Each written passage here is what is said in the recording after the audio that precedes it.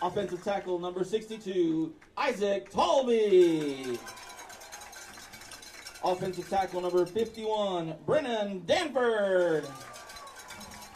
Offensive guard number 72, Michael Clemens. Offensive guard number 64, Josh Reed. At center, number 52, Keaton Redland. Halfback number 40, Seth Barnett. Halfback number 5, Fletcher Greer. Fullback number 89, Tyler Blount. And your quarterback, number 9, Caden Peretti. The Blue Jays are coached by Ted White. It's real simple. You got 2 more quarters and that's it.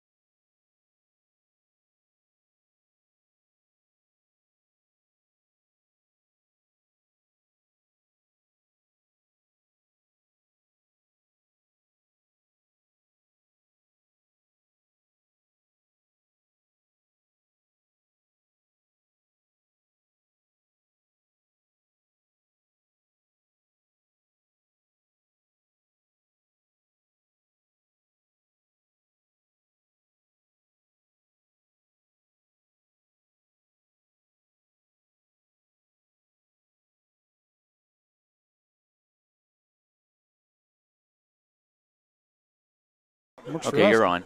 All right, welcome Triton Trojans fans. Andy O'Hara alongside of Ryan Lemler here as we travel to North Judson-St. Pierre to take on the Blue Jays tonight. Tonight, Triton standing at 3-3. North Judson coming in with a 4-2 record, 3-1 in the IHSAA. Coming off a win there against West Central last week. We had a tough loss against Pioneer. However, going back to that game, if you watch the first quarter and a half, we really held in with the defending state champs. Made them sweat. They started working harder as the game went on with a little more intensity. They knew we were just going to be a game you can roll over. Tonight, we have a tall task from here on out the rest of the season. All 3 IHSAA opponents we're going to face are going to be tough. It's not going to be an easy out. We're not just going to walk right out with a win or anything like that. We've got to come in and play big boy football, keep our head in the game, keep our composure, and continue to keep working forward. Right now, we'll be right back after the national anthem.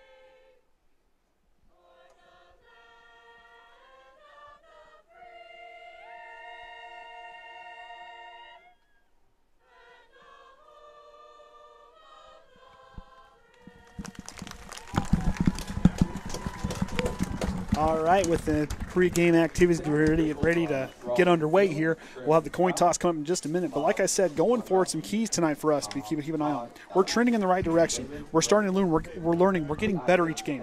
Our iron's starting to sharpen. But this team, we got to keep improving on both sides of the ball to keep ourselves contending the rest of the way out. Tonight, we need to get that offense going earlier. North Judson's allowed a total of 71 points on the season for every team they faced. And then we need to slow them down on offense because they're second HNAC in points. So look what we've got a tall task tonight. We're going to have to play big boy football. We're going to have to stand tall tonight. The seniors, the key players, are really going to have to step up and play big boy football to go up against this North Judson team on homecoming night for those guys. So they got the right momentum coming in for them. So we got to be able to counter that. Defensively stand tall like we have. We've sharpened the iron against some teams like this season that we played this season. They run the ball well. They can move the chains. We held Pioneer. We made them sweat early in the game. We did the same thing with Bremen.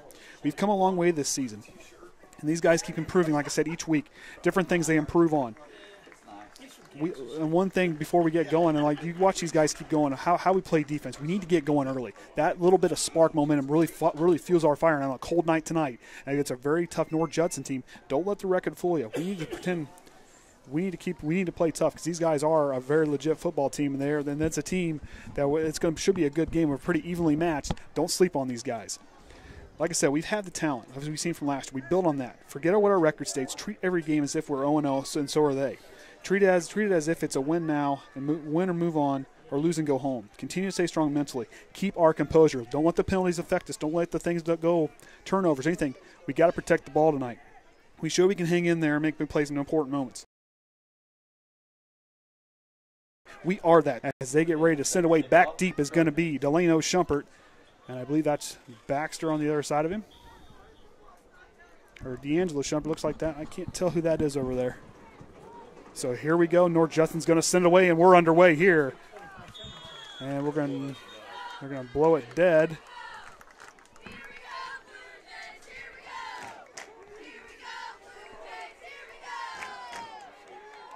Not sure what's...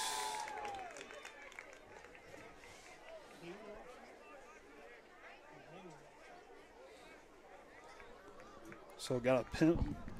Something happened there early on.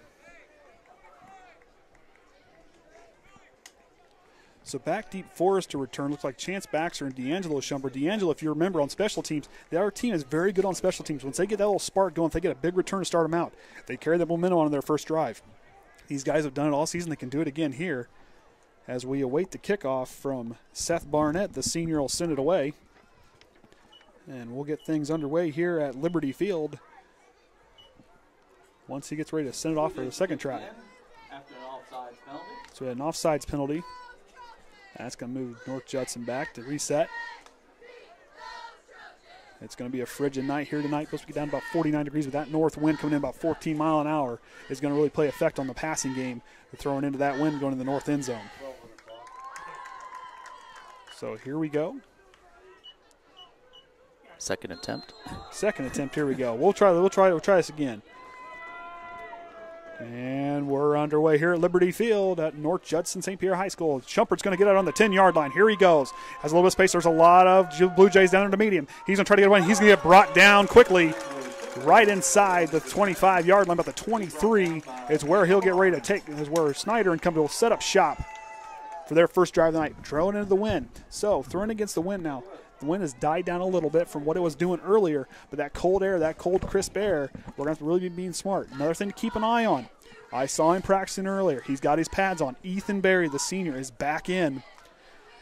We'll need his help on the ground game tonight. We've been very productive with Hunter McIntyre, Koby Mast, and Trenton Kreft have been breaking off some runs, but having that senior leadership of Ethan Berry back there will be something to really work with. We're going to have trips left, one wide receiver to the right. Hunter McIntyre's in the backfield for the Trojans. Shumpert's going to go in motion. Snyder the shotgun. Play action fake. Quick hitter to Snyder, to Shumpert. Shumpert loses one guy and then quickly gets brought down by a couple other ones for a short gain. So right idea there. Just keep moving the ball. Keep running the clock. Tonight, keep our composure. We know that we've kind of got into it the last a couple of games this season, but these guys keep their composure. They keep working. We got a flag on the play. We're going to get a face mask against North Judson, and that's going Face mask against the Blue Jays. to give us some good field position. Keep moving the ball forward. Now that's one thing right there. Build on that momentum. We got to break the win our way. We continue to build that way and continue to use that momentum. Our offense can take care of business, and that'll really fuel into what our defense can do. So not a good start for the Blue Jays, especially the first 2 penalties to start off the game. So that'll move them up. That'll be right at the 41-yard line where Snyder will get a new set of downs. Good field position. Like I said, the wind has died down from when it was when the game started. We're going to have Delano Shumpert, Tye Orsund near side, far side Pitney, and I believe that's D'Angelo Shumpert. McIntyre's in the backfield. Snyder with a hard count. Here's the snap of the shotgun. Play action fake. Shumpert's alone in the middle. Shumpert's got some room. Shumpert's going to work it outside. Shumpert's going to go down the sideline. Keep going, Shumpert. He's got a foot race to finish. Oh, and just goes outside the 5-yard line. Big play there. As you recall, a couple weeks ago against Culver's, a play like that right across the middle. Shumpert streaking across, finds some open space, and he takes off and shows off those wheels, and he burns his way down for a 1st and goal. First down, Trojans. Play action fake worked well there. That really opens up the passing game, especially when you find those soft spots, those intermediate passing routes like that. Shumpert's a quick guy. A guy who gets out in the open can do some really good things. So here we go, inside the 5-yard line. Snyder with the shotgun, 2 wide receivers split on each side. Koby Mast in the backfield. Snyder takes the snap. He's going to keep it himself. Snyder's going to push his way in, and Snyder pushes the pile for a Triton touchdown. James Snyder on the keeper. For a Trojan touchdown.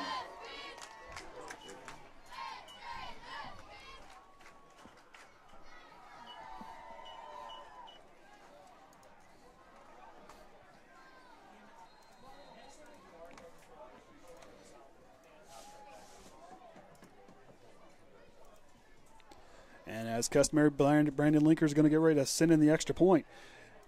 Big play there. That's what we need to do. Get that offense going early. Get ourselves kind of hyped up here.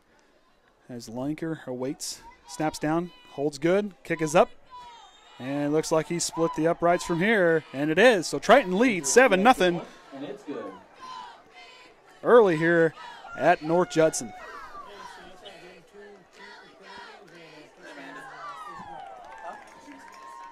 Okay. Yeah, that's fine. So quick. See, how many plays was that? That was 3 plays? I think it was 3-play drive. Well, if you count the penalty. So 3-play drive. Yeah. Shumpert was the guy that touched the ball there. Like I said, a couple weeks ago against Culver, he had the 71-yard touchdown that put us up 2 scores and eventually put away the Cavaliers. Right there with the play action fake with Hunter McIntyre really getting things going on the ground for that for the sophomore. Has done a real good job. And now it's going to open up the passing game. And with the wind dying down, this team definitely going against a really good team in Pioneer last week. And watch how these guys played, how they played, how they competed. I'm real proud of how these guys do. When they played against Bremen, they kept with both teams 6-0. They held with both teams that were 6-0 and continue to fight hard and done a really good job facing those teams. If they can continue to do that here, focus what they've learned, build on what they've learned, this team could be very dangerous going into sectionals.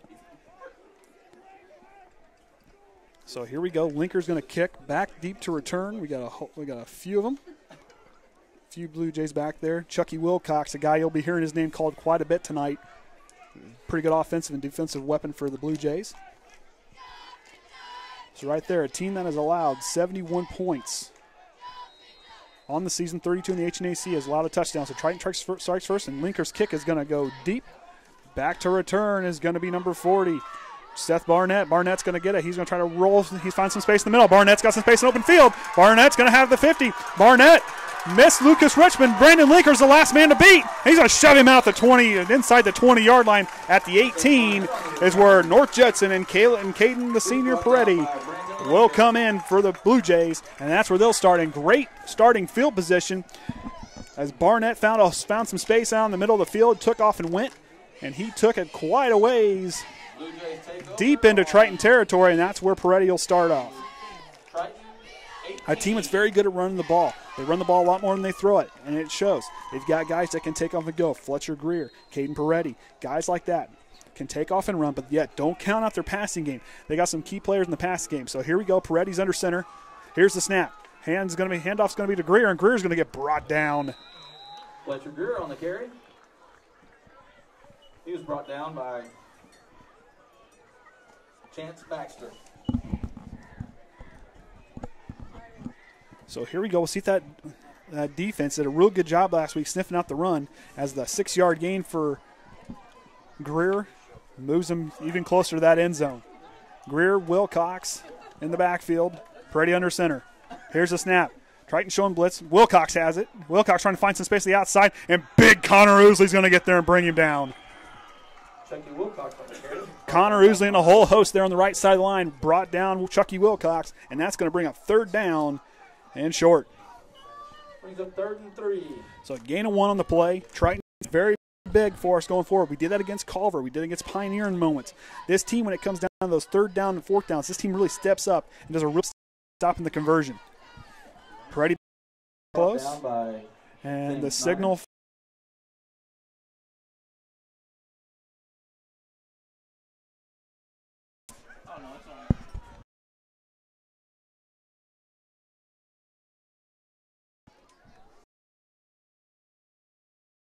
Still leads.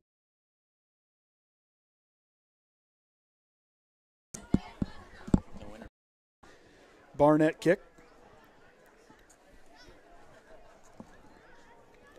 With the great field position, the team really moved the chains well to punch it in there to try to close in the gap.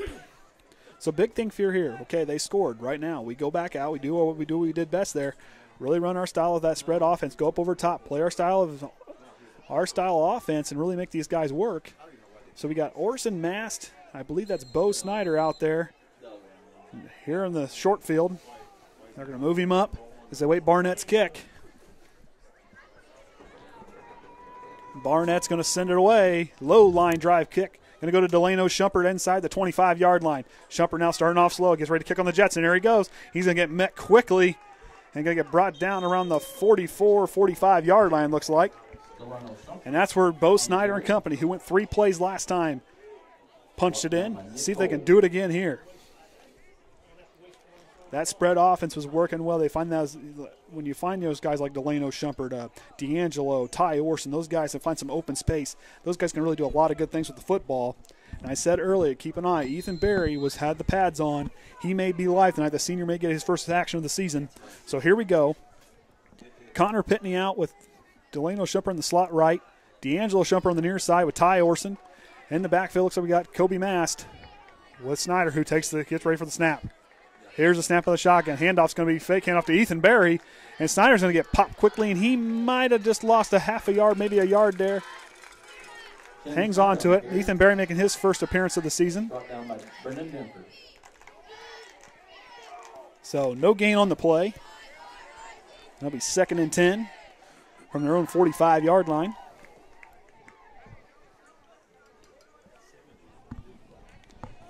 So we'll see if that offensive line. We got a very talented offensive line. We got a lot of weight on that offensive line. These guys can throw back on the board again.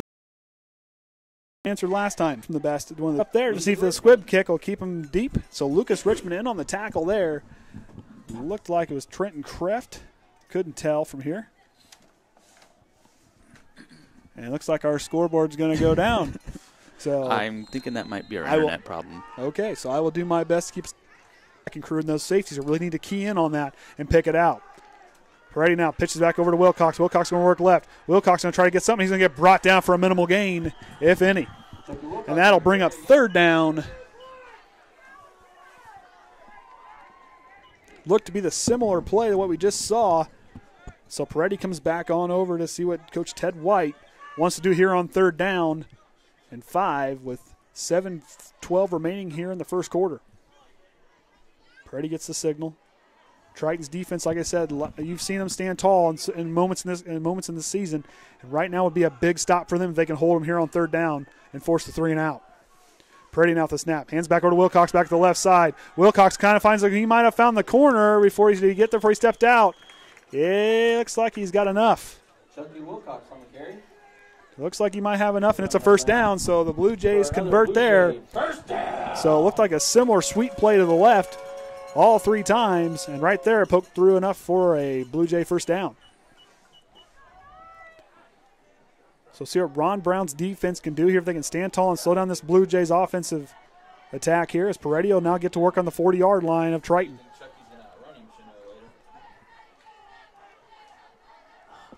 Peretti now waiting for the snap under center. Here he goes. He's going to work back on over to Greer. Greer now is going to come back on the left right side. Greer finds some space, gets a blocker, and it takes Delano Shumpert, comes in, upends him. Delano Shumpert on the tackle. So Shumpert with a tackle on the near side. Short gain. Yeah.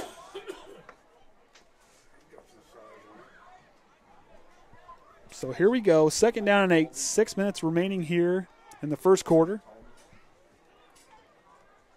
As Peretti now comes back to line. Of course, North Judson in their home blues with gold pants, gold helmets. Triton in our away whites, blue helmet, and black pants. Here's the snap. Hands on up. And Peretti's going to keep it. Peretti stiff arm pushes himself off of the player and keeps on moving forward with the momentum. Reached out and used the stiff arm to propel himself off the Trojan defender. And that'll be another Blue Jay first down. He's brought down by Connor Ousley. But that brings up another Blue Jay first down. So now that'll bring him in on the 24-yard line of Triton. North Justin's got some momentum, and they're working towards that end zone.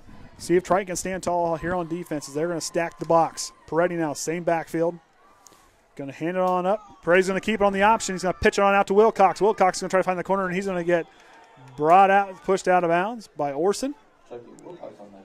Looks like D'Angelo Shumpert was in there to make the initial contact, and Orsund came in and finished it out. So the safeties are really going to have to key in on that rushing attack. When they take off the ball, you got to read where it's going and get there quick because you're the next line of defense if the linebacker can't get in the backfield to make the play. And right there, Tye Orsund and D'Angelo Shumpert read it well for the short gain, so that'll bring up 2nd and 6 on the 4-yard gain. Triton leading 14-6. So here we go, Peretti back under center with Wilcox. Greer in the backfield. Here's the snap. It's going to be up the middle, and Chucky's gone for the touchdown from. So there'll be so North Judson answers right back on the Wilcox run. Over 20 yards out.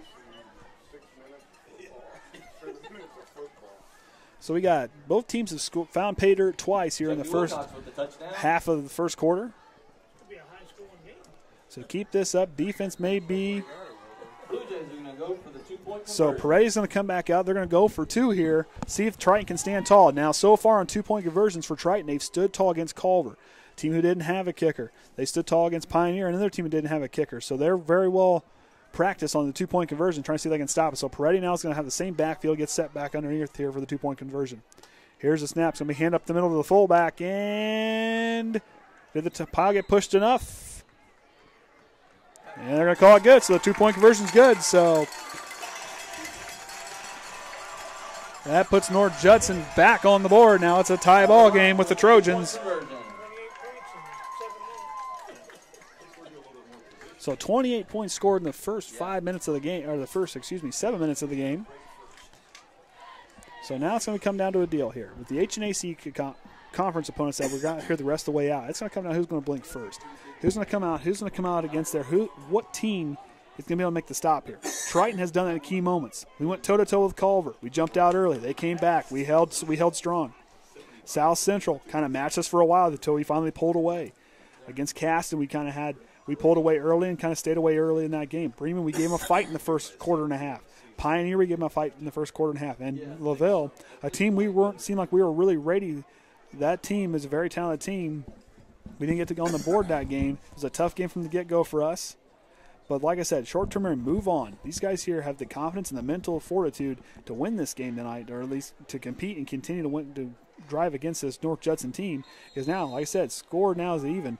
We'll see what we do going forward here as we await the kick from Barnett.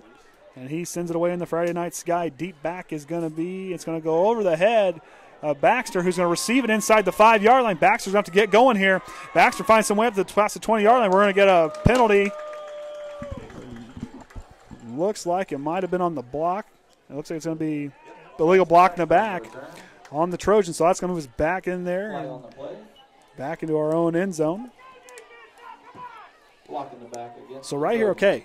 We got this thing here. This is where we need to keep our composure and keep playing smart. Forget First down, Trojans. what we're seeing on the other side. Go out there, play our game, run that spread offense, and really do a good job of going against them. If we can do that, keep moving the ball forward. Ethan Berry now, the senior in the backfield. Hunter McIntyre, guy who can take off and run. We know what we can do through the air. The ground game's got to get going to really open up that passing game as it's done so far tonight. So Snyder and company breaks huddle, and they'll get start around on their own 9-yard lines where they'll start off. Rather 10-yard line. Snyder out of the shotgun, 2 wide receivers split on either side. Here's a snap. Handoff's going to be to Ethan Berry, and Ethan Berry's going to get wrapped up quickly and pushed back about 4 yards. And Triton loses yards on that play. Wind is starting to pick up a little bit, not quite as much as it was when we first got here. So North Judson was ready there for the run. See if we can get things going here through the air. The wind, like I said, has died down enough where we can maybe do something with it. Shumpert, Pitney out right. Orsund and D'Angelo Shumpert here near side, Berry in the backfield. Snap by Snyder. He's going to be looking left, looking across the middle. Looks for Orsund, overshoots him kind of a back shoulder throw. Incomplete. And that'll bring up 3rd down and 12. With 4:26 remaining here in the first quarter, so we'll see what they can do here. Because that doesn't give Baxter a lot of field to send it away. So if they can try to get a first down and move the chains here, look for your quick hitters. Look for the open middle parts of the field. Find those soft spots in the zone. See where they're kind of creeping up at. This is where you need to go down and answer. So we can't let them keep scoring on offense. We're going to have to stand tall here and make a big play on offense. Snyder calling out. He's going to run 3 wide receivers to the right. Shumpert, Pitney, and Delano Shumpert's going to be in the slot. Orsund out solo right. Berry in the backfield. Here's a snap. Snyder, here comes a free blitzer. Here comes Shumpert. Shumpert now gets some space in the middle, and that's going to be enough. They're going to get a little bit, but not enough for a first down, so that'll bring up 4th down. And that's going to send Chance Baxter and then the punt team out to send it away for the first punt of the evening for either team. He's brought down by Nolan Scheidler. So here we go. Baxter's going to have to punt it out from his own end zone. Like I said, the wind has died down. Baxter's been known to simply get the ball up in the air. A lot of hang time. Chucky Wilcox is going to be back, the returner for the Blue Jays. Blue Jays showing like they want to come across that line and get a hold of it and block it. Here's a snap. Good snap. Kicks away. Pretty good kick for Baxter, and Wilcox will get outside the 42-yard line. Wilcox now working back up the far sideline is going to get put out of bounds. Looks to be Tye Orsund forces him out, looks like. So here we go. Good starting field position for the Blue Jays. So they stood tall in their defensive stand. Now it's our turn. We need to answer here and really either force a turnover. We forced 4 against Culver that game. A team that North Judson throttled earlier in the season, 56 by, I believe they scored 50 points in that game, beating 50-6 in that game, a team that we struggled with. And we're going to get a timeout. So Ron Brown's going to take his first one of the first half. So here we are in the first quarter. Triton is tied up with the North Judson Blue Jays with 3:35 remaining in the first quarter. Andy O'Hara alongside of Ryan Lemler for the Triton Trojan Sports Network. Appreciate you staying with us here. We know the internet's a little choppy tonight. And with that internet being choppy, it took out our scoreboard. Oh well, we'll make her work. So a lot of scoring, a lot of offense right here. So with this team and what we've been able to accomplish against big drives, and it's in important moments in the game. Like I said, good teams can play. The good teams can compete, but great teams can adjust and jump right through. And I think Triton, with moments they've done, that it makes them, to me, makes them a great team in an aspect of what this team can do. Yeah, you know what? We might have, forget what our record states. Forget what happened. Forget the penalties. Forget that we got a 3 and out there. Fight hard. Stand tall here on defense. Billy Smith, Ousley have been active along the line, so that linebacking crew's got to be ready to go. So here we go. Peretti under center. Handoff's going to be, looks to be per Wilcox. Wilcox is going to fight for a pretty good gain there, and that'll bring up 2nd down.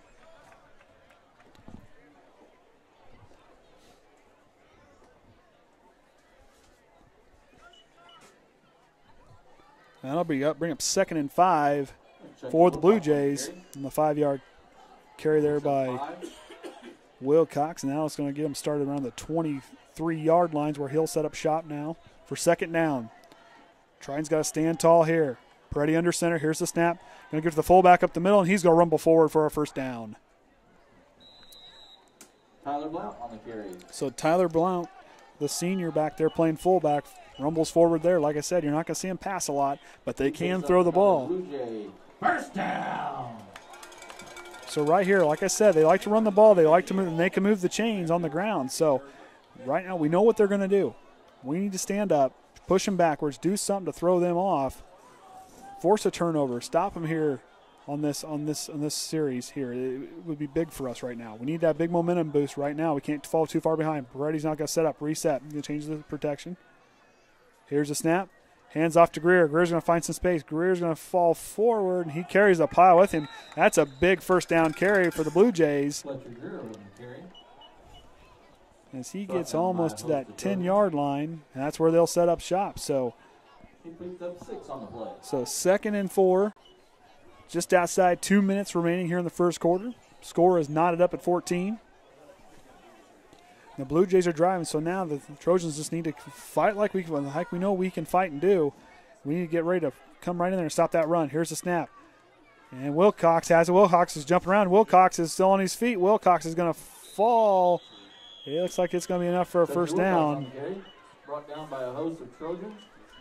And he picks up another Blue Jay. So it'll be first and goal from the 4-yard line, the 3-yard line rather. Is where they'll set up shop in around 4:40 remaining here in the first quarter. Peretti gets the signal from the coach. And he'll come back on the field. Like I said, this is a team. Don't count them out. 3-1 in the IHSAA. The only team they've lost to has been Knox, and that was by a touchdown. It's a team we'll be facing next week who's playing Pioneer tonight. Same backfield. Wilcox, Blunt, and Greer. Peretti waits under center. Here's the snap. Peretti's going to keep himself, and Andrew Parker's going to sniff out the run and bring him down. Andrew Parker read that one like a book and jumped right through. Read the read option play and brings down Peretti.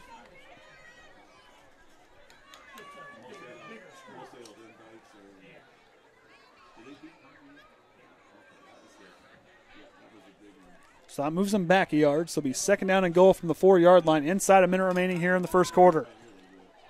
Peretti now from their Triton 4-yard line. Here we go. Peretti's going to hand it off to Greer, and Greer's going to try to push the pile, and he's going to get stopped by that Trojan wall for a short gain, maybe a yard or two. As the clock's running here. So a yard on the play. So now we're at third down and goal inside the 5-yard line. Triton can stand tall here as we're now inside 30 seconds in the first quarter. We'll see if we get one more play here, possibly off before. And then they're going to let the clock run out. So that's going to be the end of the first quarter here in about 15 seconds. Unless they call a timeout. But judging by what we're seeing here, they're going to let the clock run out. And that's going to be the end of the first quarter with Triton and North Judson deadlocked at 14. A lot of offense here early on. And I think we're going to be in for a good one if this offensive output keeps put up. But right now, like I said, Triton needs to stand tall down here on the goal line stand. So, win now is going to be to their backs the next couple of quarters. We'd like to direct your attention to the north side of the field. We'd like to welcome back the classes of 1978 and 1998 as they celebrate their 40th and 20th reunion. So right there, Triton had two 3-play drives, both totaling ended up in touchdowns, and won the 7-yard punch in after the deep Delano Shumpert takeoff and run. Bo Snyder popped in there for points there. Then you had North Judson answered right back with a Greer run in of his own from 6 yards out. Then Triton gets the ball back, goes right back down, and Snyder aired it out to wide open Tye Orsund. Got a step on the guy, took off and ran in for the 55-yard touchdown pass. And that took them up 14-6. And then Wilcox from about 22 yards out runs in the score. And then the 2-point conversion punch in by Greer knotted it back up at 14. And that's where we'll get started at third down and goal from the Triton 3-yard line. Defense has got to stand tall here. Yeah, I don't ever win either. So same backfield, Greer, Blunt, and Wilcox. Peretti under center. Triton showing blitz. Wilcox is going to get up the left side. Wilcox is going to find his way in for a 3-yard touchdown. So North Judson back on the board yet again.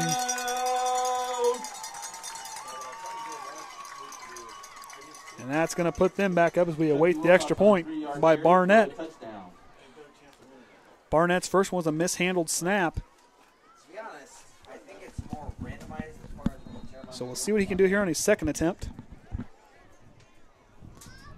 as they now go up a score on the Trojans. I hope so. If I win, I'll give it all back to you. So Barnett now waiting. Kicks down, snaps down, and we got a flag on the play. Kicks waved off. And we wait. Flag on the play. We're in encroachment on the Trojans. Encroachment on the Trojans. So both teams now totaling 3 penalties on the night. Half the distance to the goal line. So half the distance to the goal line. They'll get another shot here. So now they're going to send Peretti back out, so they're going to go for 2. They're going to send Chucky Wilcox back off. So that means you're going to be looking for Greer, Peretti, or Blunt to run it in. Don't count out Jager Boyd, or Yager Boyd, however you say his name, Boyd there. He's in the backfield and Greer's normal slot, so look for him to punch up and run right up. That's now going to bring our score. So however, on the penalty off the kickoff, now go and air it out. So they're going to have to really get that running game going, get McIntyre, get him going. Both teams kind of sitting there. As we await Barnett's kick. Looks like Baxter and Delano Shumpert back to receive for the Trojans as they await the kick. And here we go. Back deep. Baxter's going to return at the 10-yard line. Here we go. Baxter's got some space. He's going to try to take it off and get some wheels going. He's going to fall forward about to almost to the 30-yard line. Made us past it. They're in the 20-yard scamper. So we'll see what Snyder and company can do here now on their fourth drive. 2 of the first 3 drives they've had have ended in points. The last one ended in a punt. So they'll get started on the 31-yard line, 1st and 10, and we get ready for the second offensive snap of the second quarter. So here we go. Orsund's going to be out left. Ethan Berry's going to shift out with him in the backfield. Or never mind, we're going to run trips right. So Berry, I can't tell if that's Atkins, and I believe that's Shumpert here on the near side. Mast in the backfield. Or Shumpert. Now he's going to pinch over to Delano Shumpert. To Shumpert in the backfield. Shumpert's got some space. He's going to fall forward for a big first down run.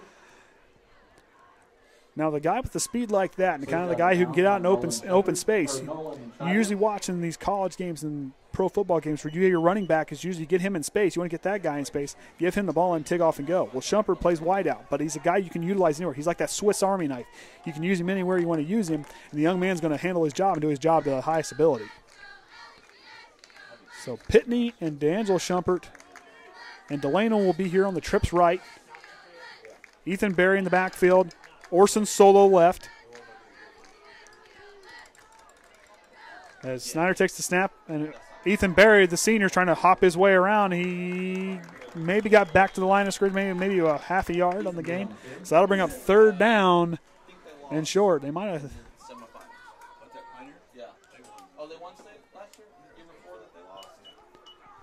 So here we go. 3rd down and 1 on the 2-yard gain. So 3rd and short. Triton's got to convert here. Be ready, because you know that North Judson team's going to be showing blitz and ready to bolt and barrel right through that line. So Snyder now going to run the same set. Pitney, Shumpert, and Shumpert near side. Orsund solo left. Berry in the backfield. Here's the snap out of the shotgun for Snyder. Snyder's going to try to go to the quarterback keeper. He's going to get popped early, but he might have just lunged for it enough. And that'll be enough to move the chain. So move the chain, gang. Triton's got another first down. That brings up a Triton first down.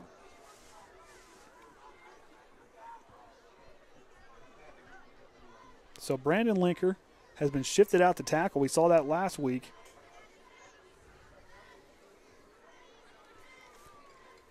So we're going to run the same set. Well, we're going to split up. We're going to split the wide receivers on either side. Pitney and D'Angelo Shumpert out left. Orsund in the slot. Shumpert all the way out here on the near sideline. Barry in the backfield. Snyder now with the snap. He's looking down to the middle field. He's trying to go deep to Shumpert. Lays it up there. Shumpert's got space, and he had a step. James Snyder's pass. Just barely overthrown, and Shumpert can't get there enough with that speed, and that's going to be an incomplete pass. So that'll bring up 2nd and 10. Daniel Barnes on the defending the pass. Shumpert tried to run it down like a center fielder to get underneath the ball, and he couldn't get there fast enough. He's going to come out for a play here, looks like. Had the defender beat, just a little overthrown. So Kaden Atkins now going to be in the slot on the near side with Pitney out right. Orsund and D'Angelo Shumpert out left. Barry in the backfield. As Judson's kind of showing something. Here's the option here now with Snyder, and he's going to maybe get up for maybe a 4-5-yard gain there. As they're inching closer to break in back into Blue Jay territory. So that'll bring up 3rd down. And so in the 4-yard game, 3rd and 6, and 9:23 remaining here in the first half. Triton trailing 22-14 as we await this big 3rd down play for the Trojans. So they're going to run the same set. Ethan Barry in the backfield. 2 wide out split on either side. Same set. Delano Shumpert back in for Atkins. Snyder takes the snap, waits for the snap out of the shotgun. Here we go. Blitz comes down. Look across the middle for Delano. Delano finds some space. Delano's got the first down. Delano still on his feet. He's going to fall down around the thin as they break into Blue Jay territory on the first down. Keep moving the chains. Let that clock run. We know we can answer on offense. Right now we need to do that. Shumpert goes streaking across the middle, finds a soft spot in the zone, drops it in there. Snyder had on the last second he could get rid of it with the defense bearing down on him. Gets it in. Triton moves the chains yet again. Kaden Atkins is going to check in for the Trojans at wide out. He's going to split out right with Shumpert in the slot. Delano on the far side in the slot. And I believe that's Orsund out solo left. Or out on the far left side. As Shumpert's here on the near side. We're going to get a penalty here. Might be. Flag on the play. Might be a penalty here on the Trojans.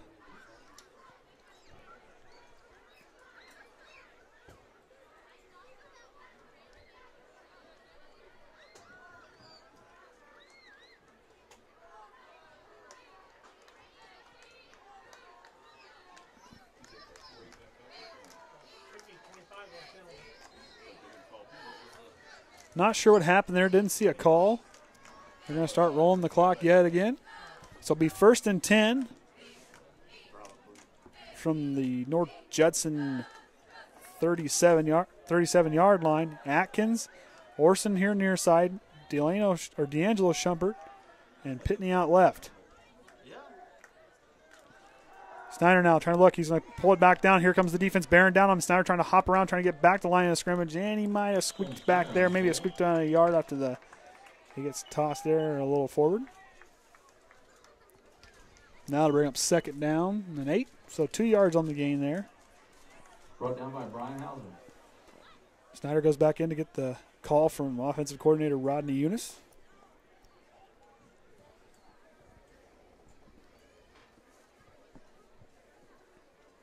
So as we await the snap here. As the Trojans now, they're letting the clock run down. 10 seconds on the play clock. They might be waiting to call a timeout here with 7:20 remaining here in the first half. So they're going to break out. They got 5 seconds to get going. Snyder's going to wait, and they're going to call a timeout. So what they wanted to do is run a little bit, reset. Timeout Trojans. So Ron Brown and company is going to take their 2nd timeout of the first half. 1 remaining, 7:15 remaining here in the first half. Triton trailing by 8 to the Blue Jays, 22-14. As like I said, they're now 2nd down and 8. As the Blue Jays travel from the 41-yard line. line. Night, October the 5th, or excuse me, the 36-yard line. They start at the 38. So 2 yards on the game from Snyder. Our FFA group so we'll wait the snap for the timeout. North Judson came right down scoring on all 3 of their drives. Special teams really playing a big part in their moving the ball. Wilcox has been running wild so far tonight.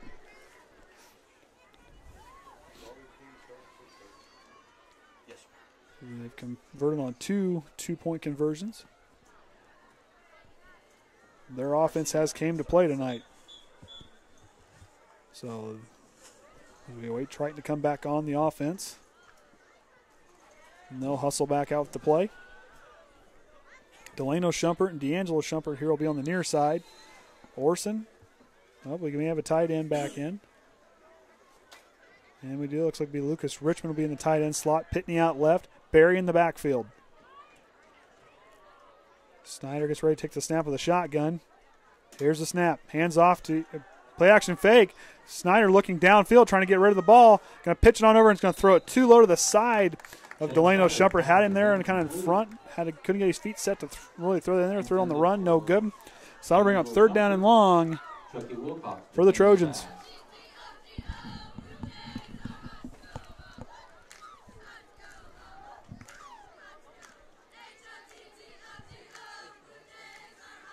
So the wind's starting to pick up a little bit coming out of the north end zone. The flag's starting to blow a little bit more. Not a lot, but still moving over there. So here we go. Third down and 8. Trips right. One wide receiver solo left. Looks to be Orsund. Barry in the backfield. Snyder takes snap out of the shotgun. Here comes the defense bearing down behind him. He's got to step up. He's going to try to drop it into Shumpert, and does! Shumpert's got space! Shumpert's going down the side for a Triton touchdown. And we got a late flag on the play. For now, the touchdown stands, but they're waiting. There's some deliberating going with Tye Orsund, the official.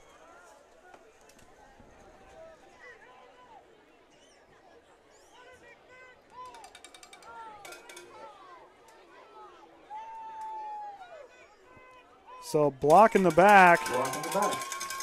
And so they'll still. So they'll still get a first down. That's where they'll move up a little bit to the 20-yard line. So wave off the Shumpert touchdown.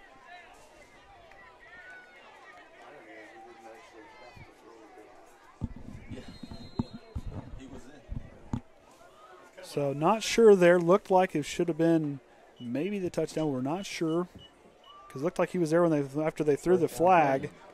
But either way, the touchdown's waved off the board. And now we got 1st and 10 from the Blue Jay 20-yard line.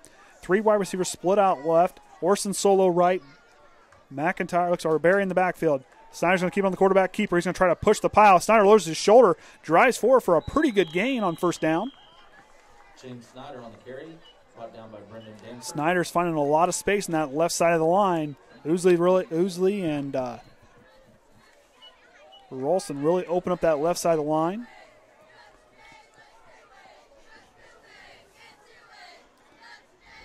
It's awfully warm out here tonight, don't you think, Orion? Yeah.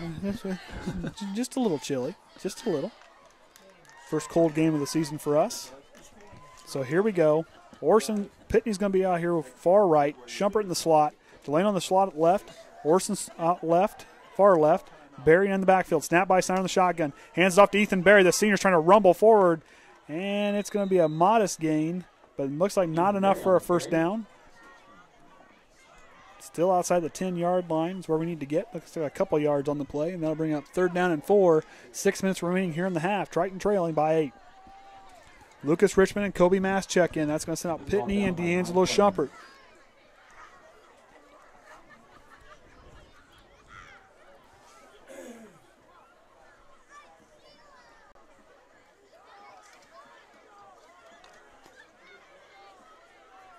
So here we go. Snyder now. 2 backs in the backfield, Mast and Barry. Richmond the tight end left. Orsund and Delano Shumpert out right. Here's a snap by Snyder. Hands it off to Barry. Ethan Barry rumbling forward. Ethan Barry, he's got a touchdown from looks to be about 13 yards out. And Ethan Barry, the senior, in his first action on the season, punches it in there, and Triton back on the board.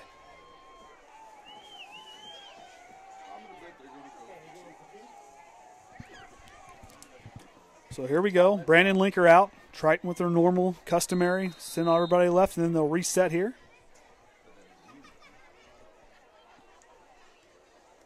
They're going to set. So Brandon Lenker out. See if we can drop in the extra point and narrow the gap. Snyder snaps down, snaps good.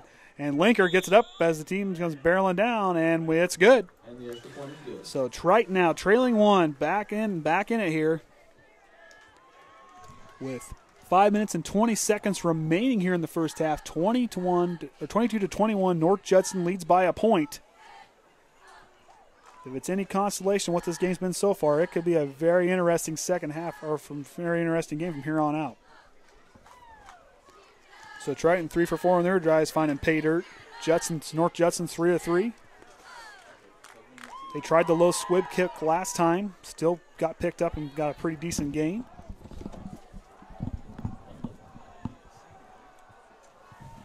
Is that a drone flying? Okay, I'll make sure I wasn't seeing things. I know.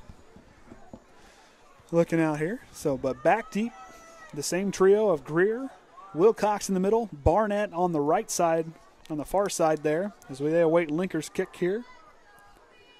And right now, we've been involved in a good one here at Liberty Field at North Judson St. Pierre High School. Andy O'Hara alongside of Ryan Lemler for the Triton Trojans Sports Network.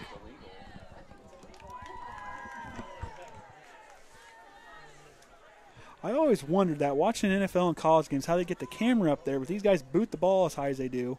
How do they not hit the camera? It's always amazed me. They're just asking for that drone to get hit. So here we go. The kick by Lenker's a nice high kick. Wilcox is going to be inside the 5-yard line at the 4 to take off, and he's going to get met quickly. Oh, no. He breaks free of the right near sideline. He's going to stiff arm a guy, still in bounds, and he's going to wait for Brandon Lenker. Brandon Lenker's going to try to push him out, and he steps out in Trojan territory at the 41-yard line. Special teams is working well tonight for the Blue Jays, and they'll take a setup shot yet again in Trojan territory, as they've showed 2 trips tonight that they've done well on that side of the 50. So this, ready to see what they can do with 5 minutes and some change left here in the first half. Well, we got some flags on the play, a couple of them. We're going to get a block in the back on the Blue Jays. And unsportsmanlike conduct on the Blue Jays, and that's going to move them back into their own territory. A lot of penalty flags coming from both teams tonight. So that's going to move them back in. Just unsportsmanlike conduct on the Blue Jays, so that's going to put them back to the 42-yard line of their own, back in their own territory. But it's going to move them back even further after the unsportsmanlike conduct. That's going to move them inside the 30. And the officials keep walking. And I believe they're going to start back on their own 32-yard lines, where they'll set up shop for Peretti and company with that 3-headed monster in the backfield of Greer, Blunt, and Wilcox. See what they can do here. 5 minutes and some change remaining in the first half. Peretti under center. Peretti now hands it back off to Greer on the right side. Greer's going to try to find some space, finds a little window, and gets through it for a pretty good first down run. That's one thing I will say I really appreciate about their offensive line, is they really open up the lane for the runners. This is a team that runs the ball very effectively. Greer and Wilcox, the 2 guys to keep an eye on that can take off and go. They've shown that so far tonight. Triton's got to stand tall here and make a big stop before halftime so they can get the ball back. Under 5 minutes remaining here. Peretti now with the snap. Hands to Wilcox. Wilcox is going to try to come to the near sideline. It's going to take, looks like Parker, and I believe that, can't tell who that is. That's Trenton Kreft now. Those two guys in on the tackle. So that'll bring up 3rd down and 1 yard. 4 minutes and 14 seconds remaining. Peretti back under center. Peretti's going to try the QB sneak, and he's going to fall forward, I believe, enough for a first down. And it looks to be. So first down. The Blue Jays moving the chains. This is a team that's done well tonight. Hasn't thrown the ball yet, but yet they're moving chains very effectively, not by penalties. They're moving chains by running the ball and forcing it, willing themselves across to move the chains. So Peretti back now. Under center. Hands it off to the keeps frozen belly. Going to pitch it back up. Fumble. And who's going to come away with it? Looks like North Judson might have got back on top before it went out of bounds. Triton forced 4 against Culver. I think they've been very good at this season, forcing fumbles. And I believe North Judson fell back on top of it, so very lucky break there.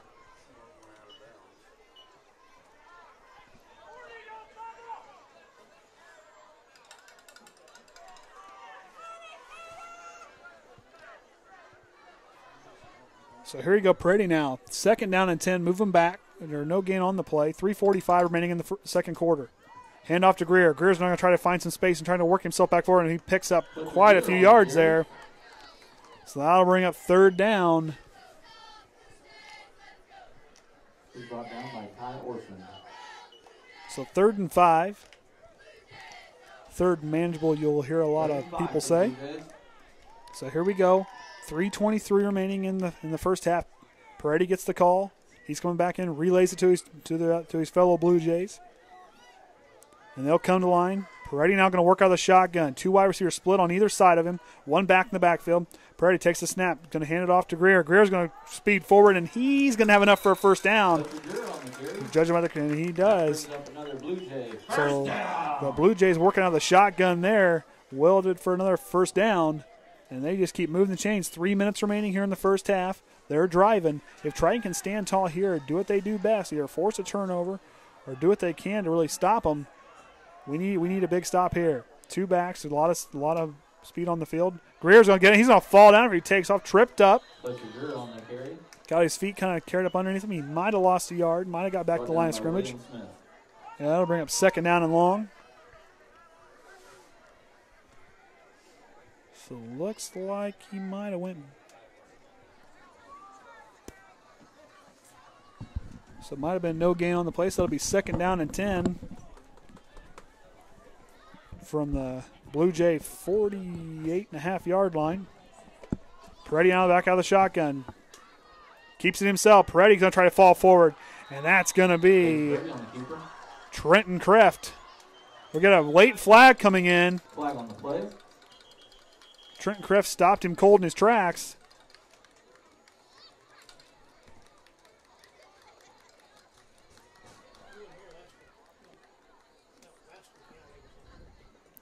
So we'll see what the flag is here from the head referee. We're going to get a personal foul against the Trojans.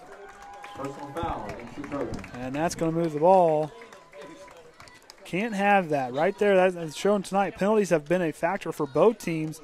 And that's going to give North Judson a new set of downs just outside 2 minutes and some change remaining here in the first quarter or in the first half.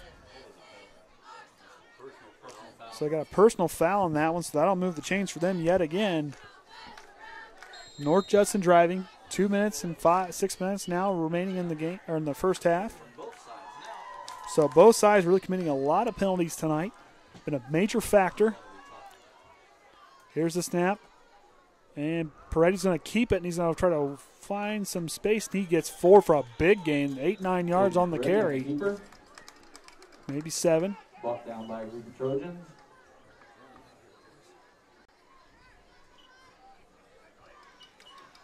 He picks up 5. So 5-yard gain looked a lot further. Maybe a 6-yard gain looked a lot further from up here. 2nd and 4. Inside a minute and a half remaining in the half. Peretti back under center. Same 3-headed monster in the backfield of Greer, Blunt, and Wilcox. Peretti takes the snap. Heads it off to Greer. Greer's going to try to find some space on the right, and he's going to get stopped quickly. I don't know if he got enough on that one. Looks like he'll be short. Got tripped up early, and Triton, the second wave of help comes in, and then it'll be a timeout by North Judson. Both teams now one timeout remaining on both sides. Hey, the JV's going to travel to Triton tomorrow. Game will start at 9:30 a.m.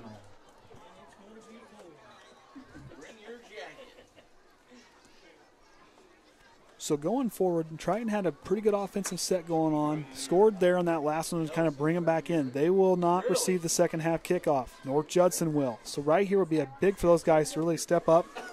And make a stop here before they go into halftime. They need that momentum going forward. Ethan Berry has been effective kind of going up the middle as he scored on the last touchdown for the Trojans.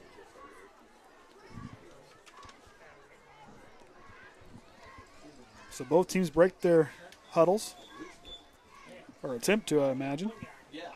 As I said earlier, North Judson in their home blues with gold pants and gold helmets. Triton in their away whites, black pants, and the two-tone black and blue helmet. Both teams coming to line. So now here, stand tall. Big third down here. Triton's got to stand tall here. Peretti now with the snap. He's going to try to keep it himself. Did Triton stand tall enough to bring him down? They're trying to top him. And nope, excuse me. They got handed off to Blunt, and Blunt kept going. I kept watching Peretti. They ran that play a few times. They had me fooled on that one. First down. So the Blue Jays move again. After this, when this clock gets going, now we're at a minute. Under a minute remaining here in the first half. Peretti now hands back off to Blunt, to Peretti, or whoever's got it. Blunt looks like he has it from here. And now the clock is running. Both teams with one timeout remaining here in the half. Peretti getting the calls quick from the sideline. They're running this they're running this quick. Get set up and go. Peretti now is going to play action fake. He's going to look left. Finds Wilcox. Wilcox is going to find his way into the end zone for a North Judson touchdown.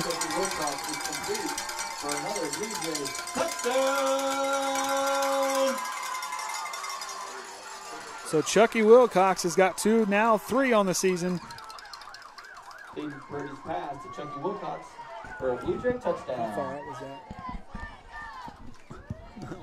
Is that how far out were they? Okay. I had a glare on the window. I couldn't see. So we'll call that that touchdown pass as we await the extra point for Barnett. Set Barnett to attempt the extra point. So snaps down, places down, and it's going to split the uprights right down the seam. So that'll put North Judson up 29-21. Hey, don't forget to get your 50-50 tickets. The FFA is out there selling those. They're $1 each or 6 for $5. The drawing will be held after the third quarter. So 33.5 seconds remaining. You got to think that North Judson's going to maybe kind of run a squib kick to keep it out of our deep guys' hands. Changing things up back there. Usually Orsund has been back there with one of the Shumperts or Riggins. Or we've seen Jacob Dunn back there for us to return. We got one timeout remaining. We know we can air it out. That first line of defense is going to have to do a good job slowing down those Blue Jays getting through there. So Orson's going to be up here here in the second wave. Baxter's going to be back there with D'Angelo Shumpert. Both of them are back deep. They've been sending it to Baxter all night. At least on the ones that counted. So Barnett's going to send it away. Low kick.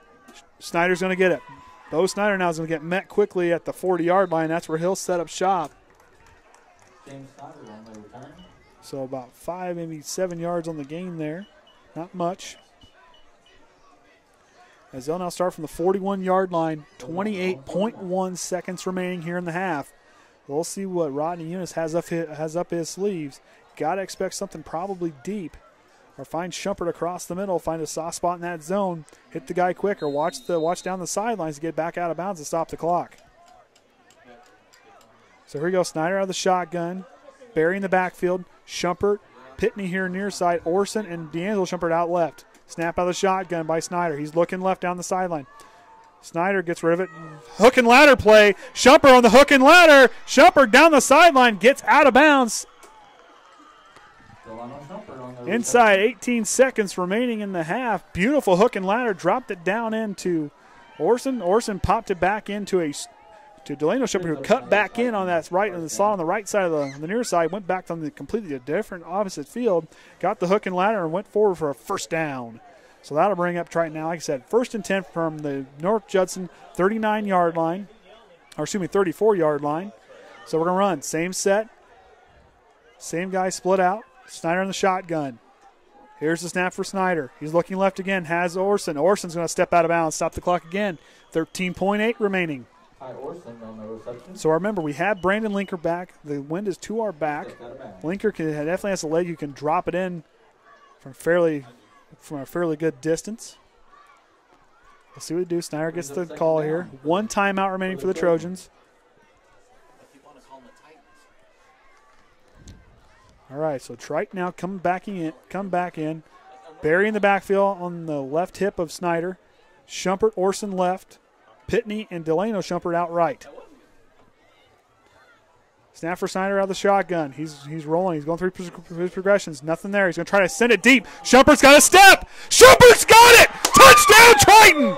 Beautiful play. Shumpert went out there. Superman dive for it and brings it in. Triton scores again. Reception is complete to Delano Shumpert. Delano with the beautiful play had the defenders beat over the top. Stretched out. Both hands went down with it. Triton scores again. Beautiful touchdown pass by the Trojans. As we await Lenker's kick, Delano Shumpert has been busy tonight, which he's usually busy every night. So we'll see. Shumpert's going to snap it. They're going to go for two, and a touchdown by Bryce Coppes. The junior gets it, and Triton knocks it back up at 29. So beautiful, with only 35 and a half seconds for what they had here in the half where they drove right down the field with some big pass plays, the hook and ladder, then the quick hitter to Orsund, and then Snyder finds Shumpert streaking down the field, finds him, and Shumpert lays out and brings it in. And right there, Coppes knocks it back up, and here we go. We're going to go into halftime, assuming that Triton can stop the kick here as they're knotted back up at 29 all. I think we're in for a good one. So Greer ran with a lot of authority last time, and we know Wilcox can take off and go too. They had the penalties, did sportsmanlike conduct, and they were blocking the back, moved them back into their own territory the last kick. So with 5.6 seconds remaining here in the first half, Andy O'Hara alongside of Ryan Lemler for the Triton Trojan Sports Network. Been a lot of offense here tonight at Liberty Stadium at North Judson-St. Pierre High School. Both teams standing tall.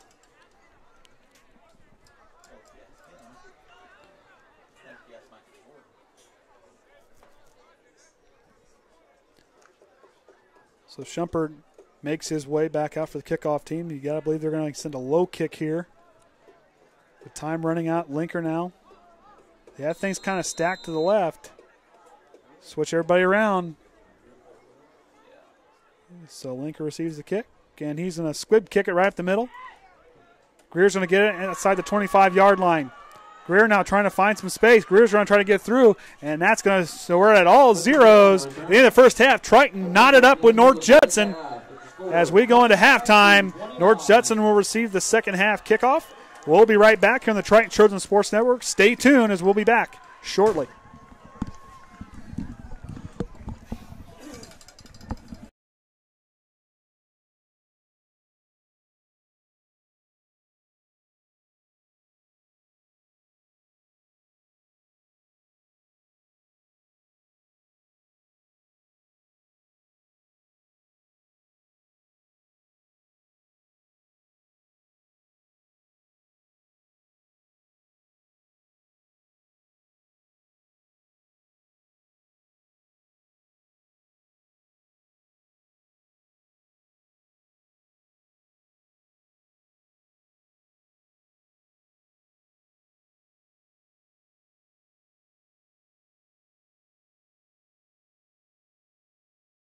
Hannah Chaffins. Hannah is the daughter of Sarah and Roger Chaffins Jr. Hannah is a member of cross country, basketball, student council, math bowl, and has been a member of 4-H for 6 years. Kaden Ginder is the son of Jason and Michelle Ginder. Kaden has been a member of FFA for 2 years, basketball for 9, football for 6, swimming for 5, track and field for 3, and soccer for 6 years, and also a member of Social Studies Bowl for 1 year. Kaden volunteers at the Humane Society and the Ed Kids Closet. Next we have Delaney Martin and Blaine Wilcox. Delaney Martin is the daughter of Andrew and Kristen Martin. Delaney is a member of the volleyball team and basketball teams, and has also been on the Dunes travel volleyball team for 1 year. Blaine Wilcox is the son of Charles and Holly Wilcox. Blaine is a member of the basketball and golf teams. Now for the sophomore class representatives. First we have Abby Chambers and Trey Hampton. Abby is the daughter of Paul and Lisa Chambers. Abby is a 2-year member of volleyball and basketball teams. Trey Hampton is the son of John and Leslie Hampton. Trey is a 2-year member of the football team, basketball team, and golf team, and also a 2-year member of Student Council and a 2-year member of the History Board. Next, we have Jordan Dusek and Tabor Brown. Jordan is the daughter of Courtney and Scott Dusek. Jordan is a 2-year member of the basketball and volleyball team and a 7-year member of Porter County 4-H. Tabor Brown is the son of Jen Cruz and Braden Brown. Tabor is a 2-year member of football, basketball, and track. Next, the junior class court representatives. First, we have Olivia Brzezowskis and Gavin Alonzo. Olivia is the daughter of Jim and Stephanie Brzezowskis. Olivia has been a member of choir for 6 years, Madrigal for 2 years, FFA for 4 years, and National Honor Society. Olivia has performed in the school musicals Annie and The Sound of Music. Gavin is the son of Jeffrey and Christina Alonzo. Gavin has been a member of tennis for 3 years, wrestling for 2, and baseball for 3. Next we have Isabella Pettengill and Clint Stacy. Isabella is the daughter of Beth Pettengill and late Stan Pettengill. Isabella has been a member of golf for 3 years and track for 3 years, basketball for 2 years, and student council for 2 years. Clint Stacy is the son of Amy and Rocky Stacy. Clint has been a member of basketball for 2 years, baseball for 2, and tennis for 2 years.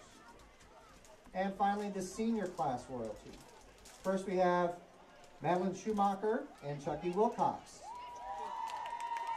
Madeline is the daughter of Tony and Linda Schumacher. Madeline has participated in golf, cross country, basketball, and track for all 4 years. Next fall, Madeline will be attending Indiana University South Bend, where she continue her basketball career and double in elementary education and special needs. Chucky Wilcox is the son of Chuck and Holly Wilcox. Chucky is a 4-year varsity football letterman, a 4-year varsity basketball letterman, and a 4-year varsity baseball letterman. Chucky is the captain of both the football and basketball teams. Chucky has achieved all-state and all-conference for football, all-conference for basketball, and all-conference on 2 occasions for baseball. After high school, Chucky plans to study business administration. Next, we have Macy Reinbold and Michael Clemens. Macy is the daughter of Mike and Marcia Reinbold. Macy has participated in volleyball for 4 years, basketball for 4, and track for 2 years. Macy is a 6-year member of the Dunes Volleyball Club and a 3-year member of the National Honor Society and a 3-year member of Student Council. Next fall, Macy plans to further her education and major in biochemistry. Michael Clemens is a +1 of Holly and Chuck Wilcox. Michael is a 4-year varsity football letterman and a 4-year varsity wrestling letterman. Michael is a captain of both football and wrestling teams. Michael has also qualified as a semi-state wrestler. After high school, Michael plans to pursue a career as a combat medic in the Army and attend Purdue University and study criminal justice.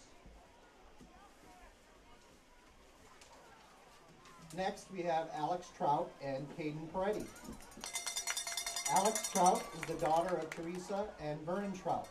Alex has participated in tennis for 4 years, madrigal for 3 years, choir for 4. Alex is a 2-year member of Yearbook and a 1-year member of Student Council. Alex is also a 2-year staff member at Stark County Youth Club. Next fall, Alex plans on attending Ivy Tech classes to major in phlebotomy. Caden Michael Peretti is the son of Michelle and the late Ron Peretti III. Caden is a 4-year varsity football letterman and a 2-year member of the track team. After high school, Caden plans to move to Florida, where he can enjoy the warm weather and attend college and major in business. Caden plans to use his degree to become a personal trainer and someday own his own gym. Next, we have Chelsea Hayjack and Ethan Ashton. Chelsea is the daughter of Mike and Amy Hayjack. Chelsea is a 4-year varsity cheerleader and a 2-year FFA member. Next fall, Chelsea plans to attend Purdue University to pursue a career in veterinary medicine.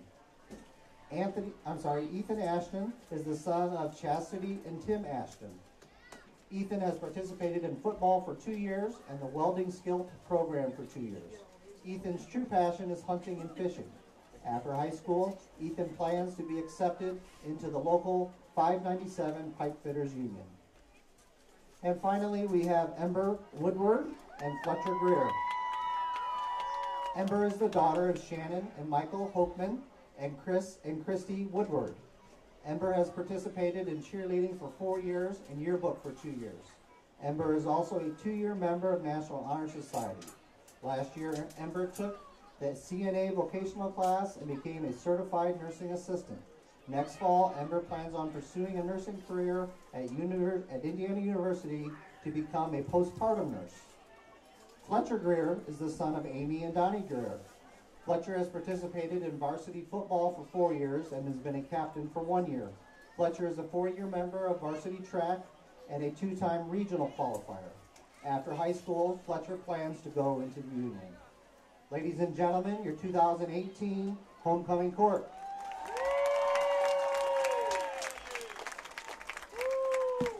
And at this time, I would like to announce our King and Queen winners. King, congratulations to Michael Clemens.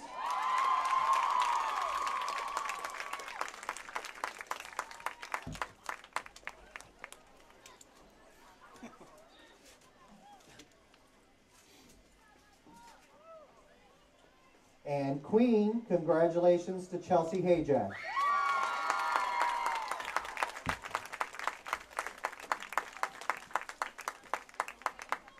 And here are some other results to share with you from our Spirit Week. Here is the results from the hallway decorating contest. In 4th place were the sophomores, 3rd place were the freshmen, 2nd place the juniors, 1st place were the seniors. The results of this year's fence decorating contest are as follows. 4th place the freshmen, 3rd place the sophomores, 2nd place was juniors, and 1st place again was the seniors. And the float building contest results are as follows. 4th place for the freshmen, 3rd place the juniors, 2nd place the sophomores, and 1st place the seniors. So with all of that, the overall Spirit totals for the week: 4th place sophomores with 335 points. 3rd place were the freshmen with 368 points.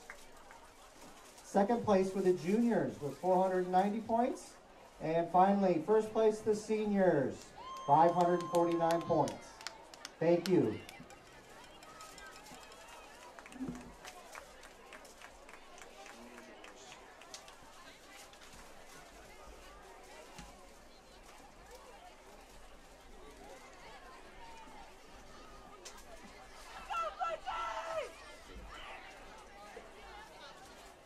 Let's go see who showed up over there. Okay.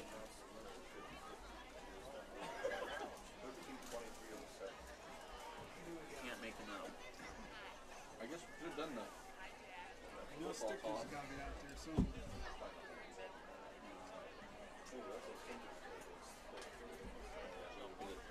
No, that's the yeah. Yeah. They look really warm over there. Oh, their sticker. Send more donuts, please. In shorts? Okay. Oh yeah, that's not it. Is that her exchange student? No, they got a girl.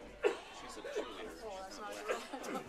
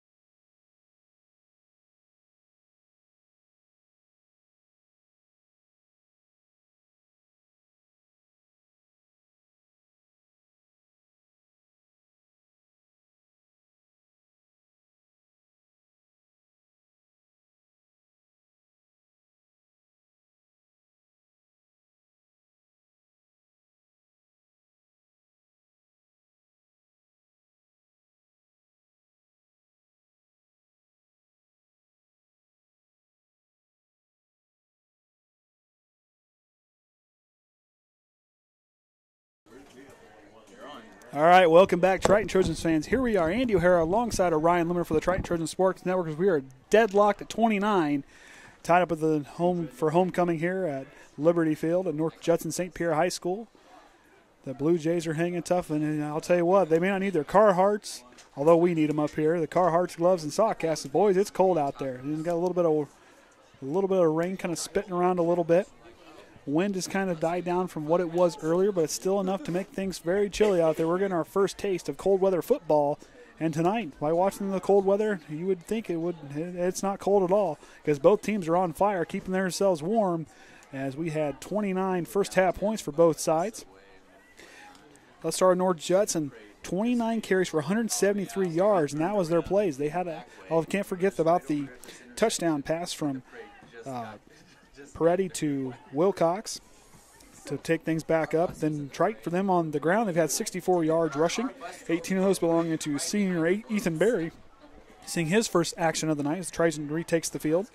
Tye Orsund, 84 yards and a touchdown for him. Delano Shumpert's got a touchdown for himself, plus the two big carries, over 100 yards receiving for the senior there. Bo Snyder been on point tonight.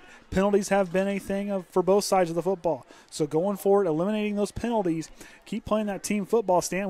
Someone's got to make a defensive stand, and Triton's trending that way. If they can stand and make a big, tall stand on defense, we know the offense works. Let's get that defense kind of geared up and straightened out. So as I do, usually customary, without them being here, give a shout out to my son Kaden and my daughter Danny. And Jackson, he's in there. He's on his way here. He won't get here until March, but we'll give a shout out to him anyways, as they're at home listening and watching him.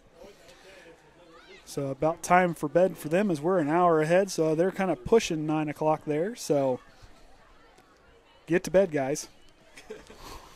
But anyways, going forward, looking at what this team has been able to accomplish, both sides moving the ball very well. All 4 trips for North Judson have ended up in points. Triton is 4 or 5.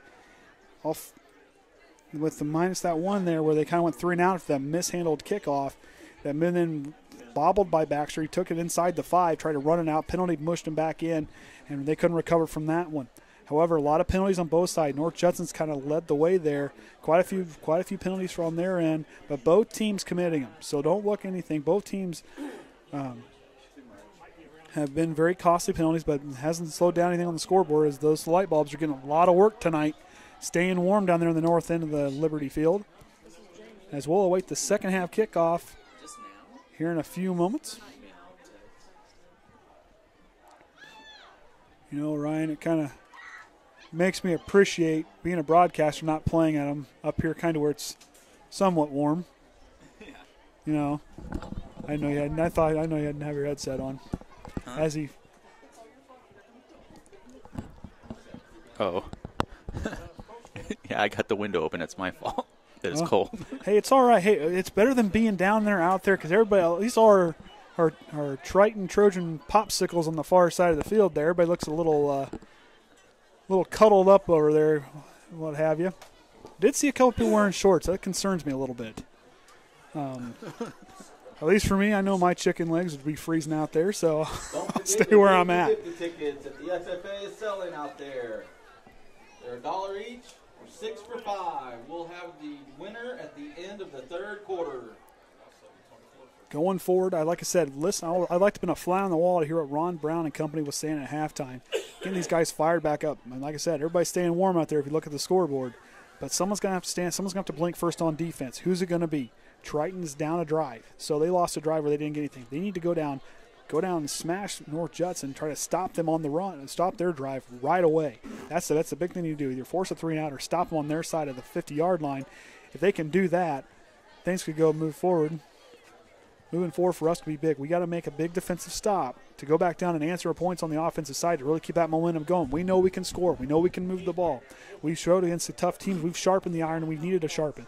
And as I said earlier tonight, at the end before the pregame took off, good teams can compete and play well, but great teams play through adversity and stand tall in big moments. They adjust. They play together as one whole unit. Triton tonight can do that. Tonight's game ball is sponsored I don't think they can do it. by They are a team that will do it. They've stood tall in important moments. Yes, you know what? We played some teams that are very tough. Teams we faced are 18 and 18 on the season. for a total amount of we played. North Judson hasn't faced as tough of a schedule. However, they have played some tough people. They played Knox. Delphi 6-0. But we faced the defending state champions that are 6-0. In their hand, they're throttling Knox right now, 28-0 in the third quarter. And well, it's been a little closer than I would have kind of expected it to be. But going forward, and they also haven't played LaVille yet. They haven't played Pioneer. Those are the next two games they'll have. They haven't played us yet. They have played Knox. Knox is the second team in the HNAC as far as record-wise.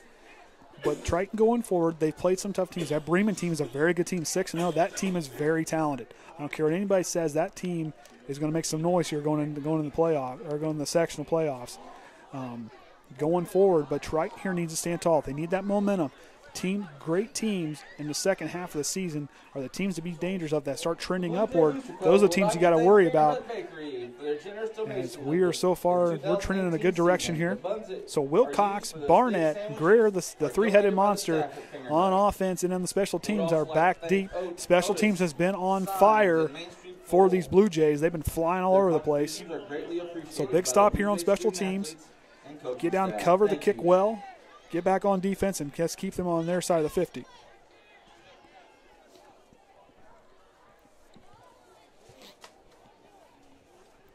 So as we wait for the clock to hit all zeros, and they do.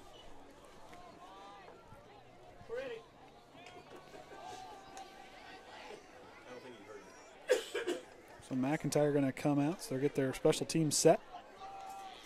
As Lenker gets ready to send it off into the crisp air here at Liberty Field in North Judson St. Pierre High School, and Lenker's kick's going to send it deep.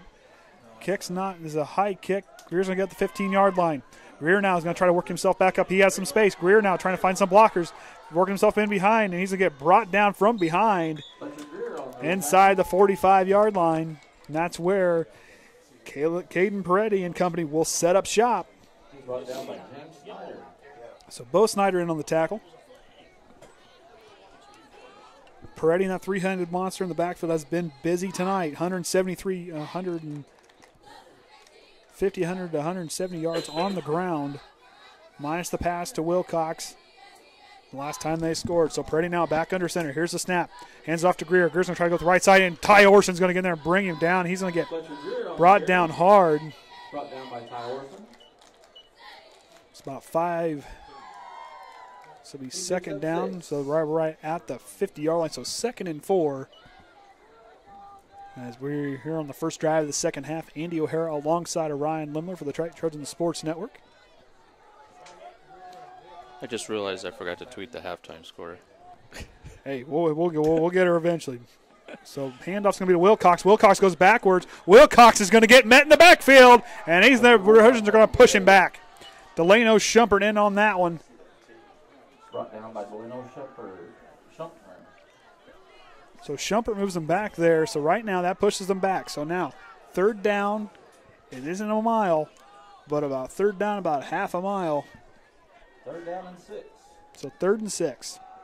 Right now we know they can run the ball, though we know they can pass. Peretti, watch Greer up to go up the right side. Wilcox can get some speed going on the way. Peretti can keep it on the guy, the fullback, and run. Stop him here. Peretti going to hand off to Wilcox. Wilcox is trying to find space, and Wilcox doesn't get. Fumble! Ball's live! The ball's live! And Triton comes away with it! Trojans need a big play there, and that's the big stand we needed. So the first time tonight, North Judson doesn't put on the end zone on this drive. Triton comes away with it on the fumble by Wilcox.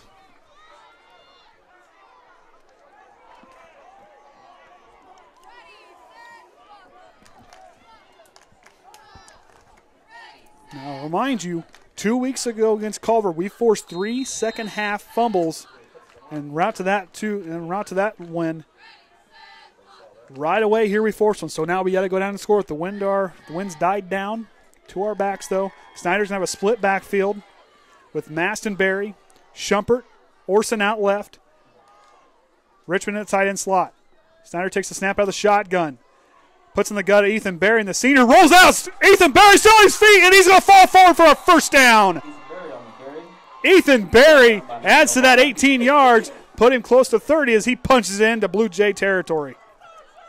He picks up another Trojan first down.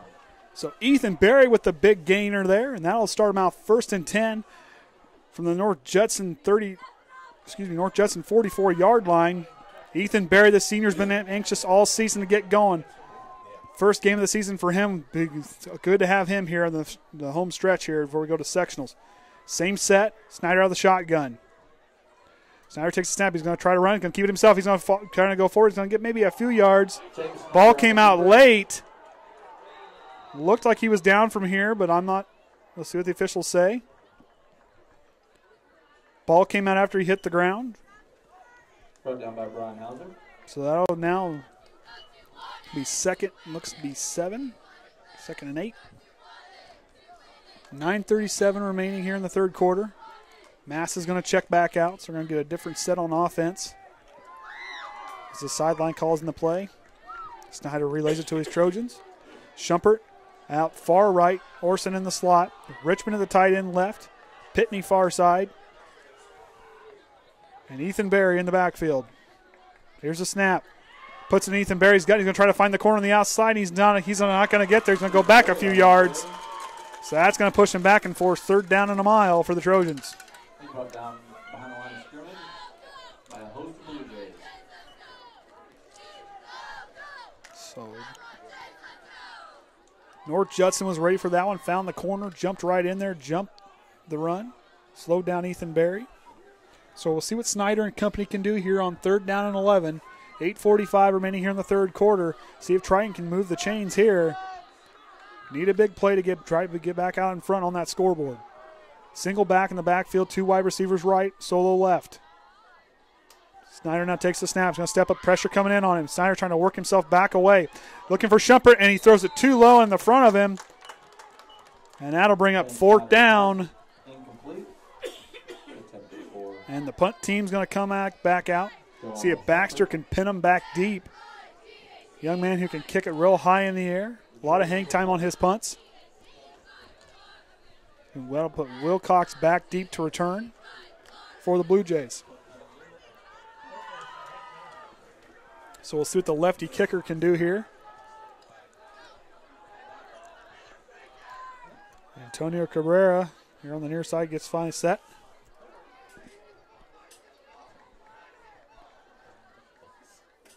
High snap. Baxter receives it, and he puts it in the air. It's going to fall down inside the 20.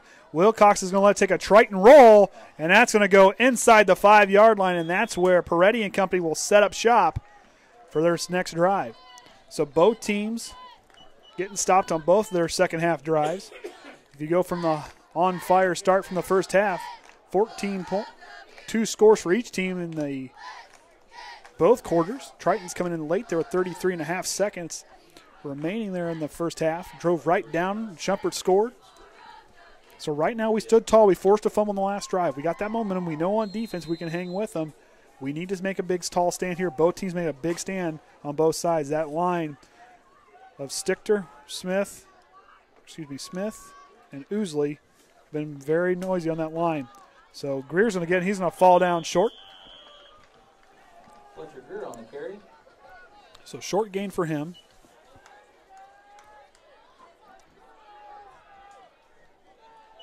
Brought down by James Snyder. So Lemler down there on the line, excuse me.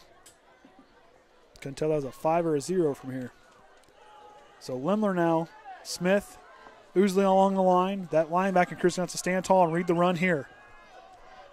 They're going to jump. Wilcox is going to try to find space to the outside. Orsund spins away from him and brings him down for no gain on the play, looks like.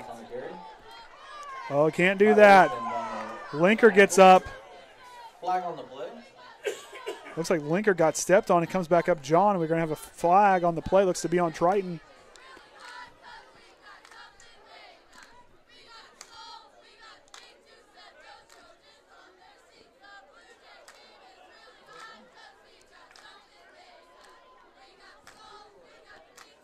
So unsportsmanlike conduct on the Trojans and on the Blue Jays. So that penalties are going to offset, and we're going to replay the down. Brandon Lenker got stepped on. He's hobbling off the field.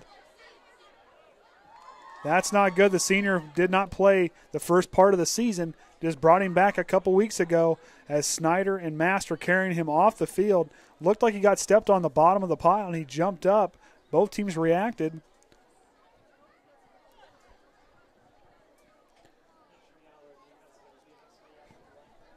That's going to be a big hit for the Trojans as Lenker's playing tackle along with kicking the field goals and playing back there in the linebacking spot, middle linebacker spot, as Parker now is going to have Verdugo in there with him. And here we go. Clock's going to start. Peretti back under center. Peretti keeps it himself as he puts in the belly, and Shumpert's going to get out there and meet him and bring him down for a short gain. So that'll bring up fourth down. Just outside 7 and some change to go. It's fourth down and 2. So we'll see if the Trojan can stand tall here. Lenker getting some attention on the far sideline. They're looking at his ankle. Let's hope he can get back in. Hope he's all right. So that linebacking crew back with Verdugo back in the middle linebacker slot. Kreft out left. Snyder's going to play the outside linebacker on the near side. So we're going to bring Shumpert and Orsund back deep. So here's the kick. High kick, kind of short. Shumpert's going to let it take a bounce. It's going to roll to the 50-yard line and the 49 of Triton, and that's where they'll take it, set up shop. 1 yard into their own territory. So we'll see who they put in to take out.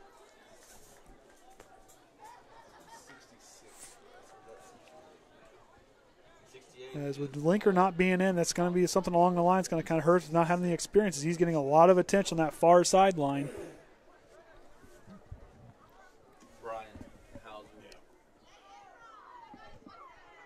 Looks like Caleb Lemler might be filling in for him on the line. Stichter at center.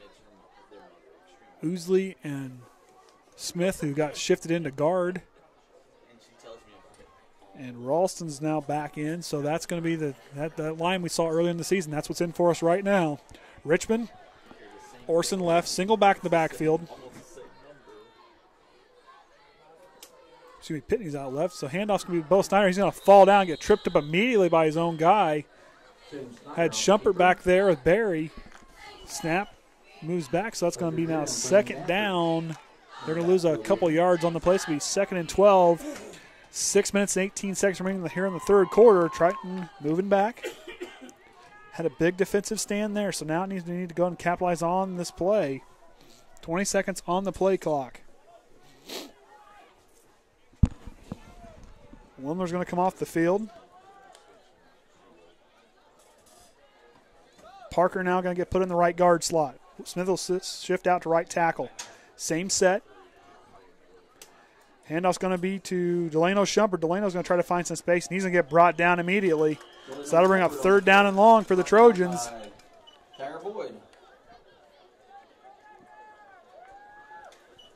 After 3, Pioneer 36, Knox 0. So Knox hanging in there with Pioneer, a team that we're the only team so far this season to second team to score on them all season. So far, there's a goose egg for Knox. We scored in the first quarter last game.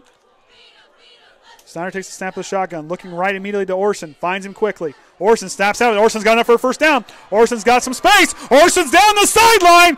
Can Peretti catch him? Touchdown, Orsund. Tye Orsund on the 52-yard touchdown pass, takes it in from Snyder. Triton goes up. Tye Orsund for a Triton touchdown.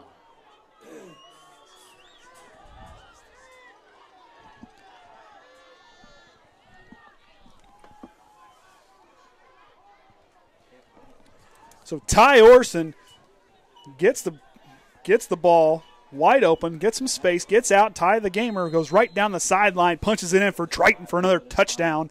And now Triton's up 35-29 as we wait to see what we're going to do here for the point for touchdown.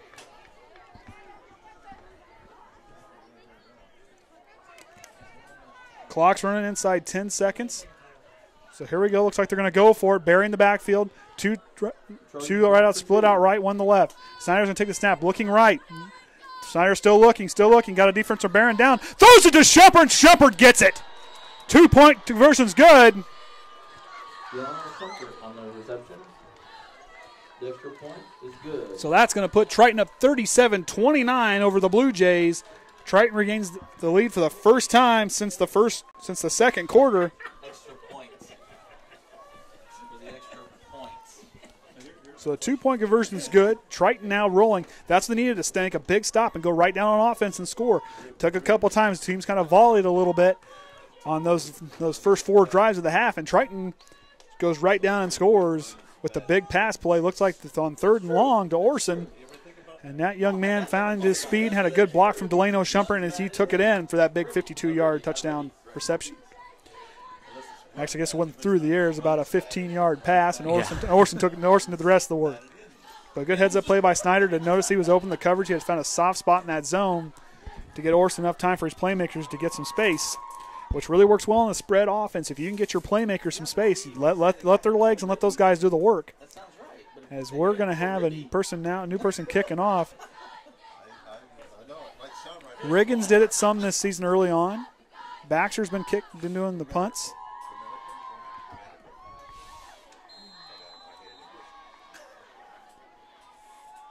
And looks like to kick off will be Jacob Dunn, the freshman.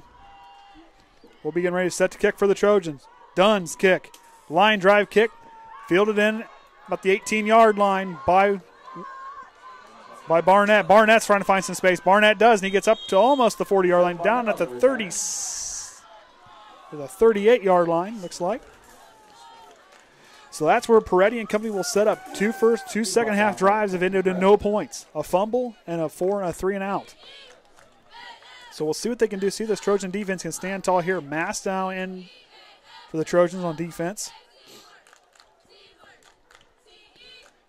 Orsund's been playing near the line alongside Snyder. Both of those guys been very well, doing a very good job on the edge. Here in the second half, 4:55 remaining here in the third quarter. Triton leads at 37-29. We'll see what Peretti has in store for us now. Peretti now back under center for the Blue Jays. Snap, hands it off to the fullback. Chucky Wilcox, and pushes him backwards. Triton's defense has been awakened. Brought down by Connor Usley. Connor Usley, the big senior, bowls his way right through there and brings him down. Hadn't been fooled, thought it went up the middle, but Wilcox tried to find the corner and was waiting there by the senior. So Triton's going to change something up here. Looks like Billy Smith's going to back off the line for a second, jump in the back in the middle linebacker slot. Ron Brown's going to change up the defense a little bit. Billy Smith now drop back into linebacker. Peretti now back under center. Hands off to Greer up the right side, and he's going to get brought down for a short gain. That's going to bring up 3rd down and long for the Blue Jays. Triton standing. The defense has awakened. Has awoke here in the second half. 4 minutes remaining here in the third quarter. Peretti now going to set up with 3rd and 10. Back where they started at the 3rd and 10 for the Blue Jays. At the 38-yard line. So like I said, Billy Smith getting put back out at middle linebacker. Puts Stichter down on the line. Wilcox in motion. Greer is out alone as a wide open lane on the right side. Shumpert's going to get there. Oh, it's going to be close. Might have got him short. Might just be just shy. And he's going to be just shy of the first down. So that'll bring up 4th down. Got to think they're going to go for it here. Trailing by 8 here with 3:17 remaining in the third quarter. Peretti reads it. He's coming back out now, so that line is going to have to really get some penetration. Billy Smith is going to, with him being back to the linebacker spot, he can drive him right through and throw them linemen back and see if they can get it. But watch the outside corner. Peretti now is going to pitch it out over to Chucky Wilcox. Wilcox trying to find the corner. Wilcox finds the corner, enough for a first down, and breaks right into Triton territory. First down. The last time the Blue Jays found Triton territory, they fumbled it. And they find it here again on their 3rd drive of the second half.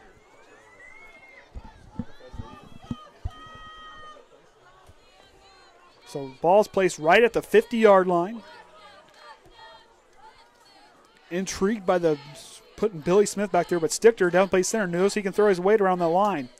Hands it off to the fullback. Blunt's trying to get away. Blunt doesn't get much there, and he gets back, maybe back to the line of scrimmage. Looks like he did there, so that'll bring up 2nd down and 10.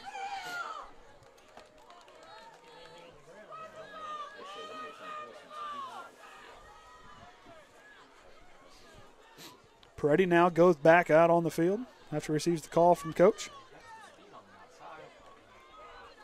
So Stichter now, like I said, nose tackle.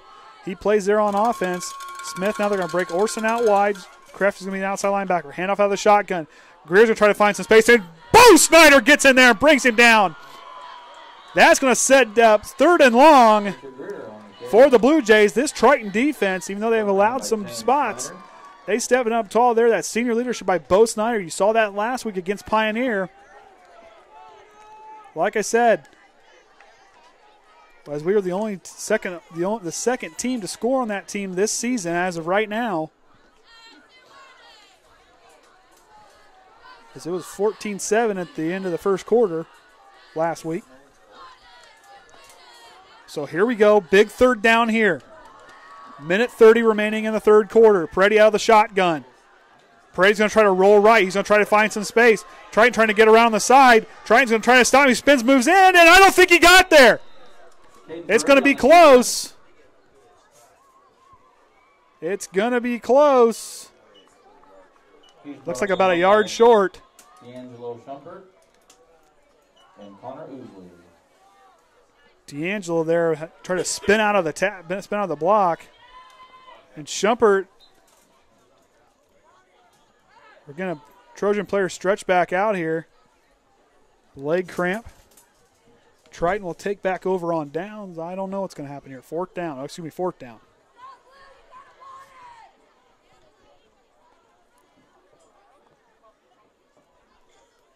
So take a look at the, can't tell who the Trojan players are here down the near sideline.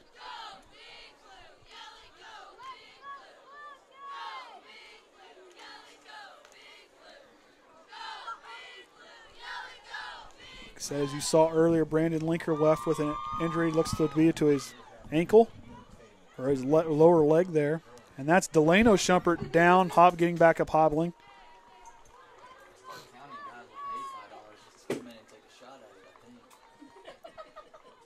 So here we go, 4th down and 1. Triton needs to stand tall here. No, you can't use a shotgun. That would be fair. You have to use a rifle or a handgun. No, that wouldn't be fair either. So Triton's going to stack the line, get ready for Peretti either to punch up the middle. Now, last time Greer ran up the right sideline, up the right side of the field as Shumpert kind of goes off gingerly off the field. McIntyre now in a safety spot to replace him. Peretti under center, that 3-headed monster of Blount, Greer, and Wilcox in the backfield for the Blue Jays. Now remember, Peretti can punch it up forward with the QB sneak. He's going to hand off to Greer. Greer's going to find space enough for a 1st down, and Greer's still up on his feet. He's going to get a big gain there on 4th down. They're moving deeper into Trojan territory as we're inside a minute remaining here in the 3rd quarter. Triton still leading 37-29. Caleb Lemler on the tackle. So see what they do here on defense. Peretti now under center. Same set in the backfield. Hands it off to Wilcox. Wilcox gets on the near sideline. He's going to get over for me for a couple yards. Looked like Connor Ousley was in on that one. Brought down by D'Angelo Shumpert.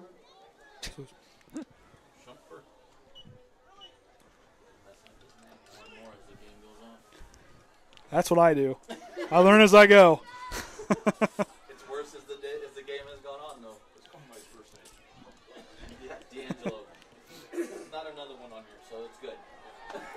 All right, Peretti back under center with that 3-headed monster in the backfield. Greer's going to get up the right sideline, and Fletcher Greer on the carry. Billy Smith, it looks like. Brought down by James Snyder and Billy Smith.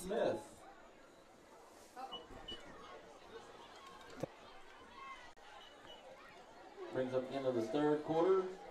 So that'll be the end of the 3rd quarter. Triton leads at 37-29. We're going to go into a very interesting 4th quarter dogfight for the end. Triton's got to be proud of how they've stood tall tonight. They've stood tall on both sides. They came out in the 2nd half really playing harder on defense and made a lot of stops. Lenker being out is a big hit. Be interesting to see if Delano Shumpert can get back in this game. We're going to need that home run threat with him and Orsund. Now don't forget D'Angelo, another guy who can get out and take off and with a little bit of space in open field. 2 guys to keep an eye on. But however, no Delano Shumpert. This could get entered. So teams are going to cut back infield, and D'Angelo Shumpert's going to bring him down. Got a flag on the play. D'Angelo Shumpert on the tackle. could be on the run.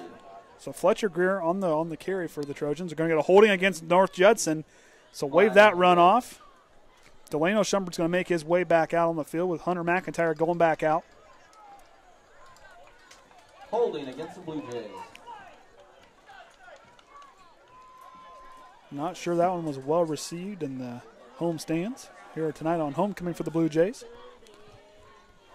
37-29 the score, 11:50 here in the fourth quarter remaining in the game. Andy O'Hara alongside Ryan Lemler, who picked the winning ticket for the 50-50 drawing for North like they Judson got quite here. a bit of moolah back there. Yeah, looks like they.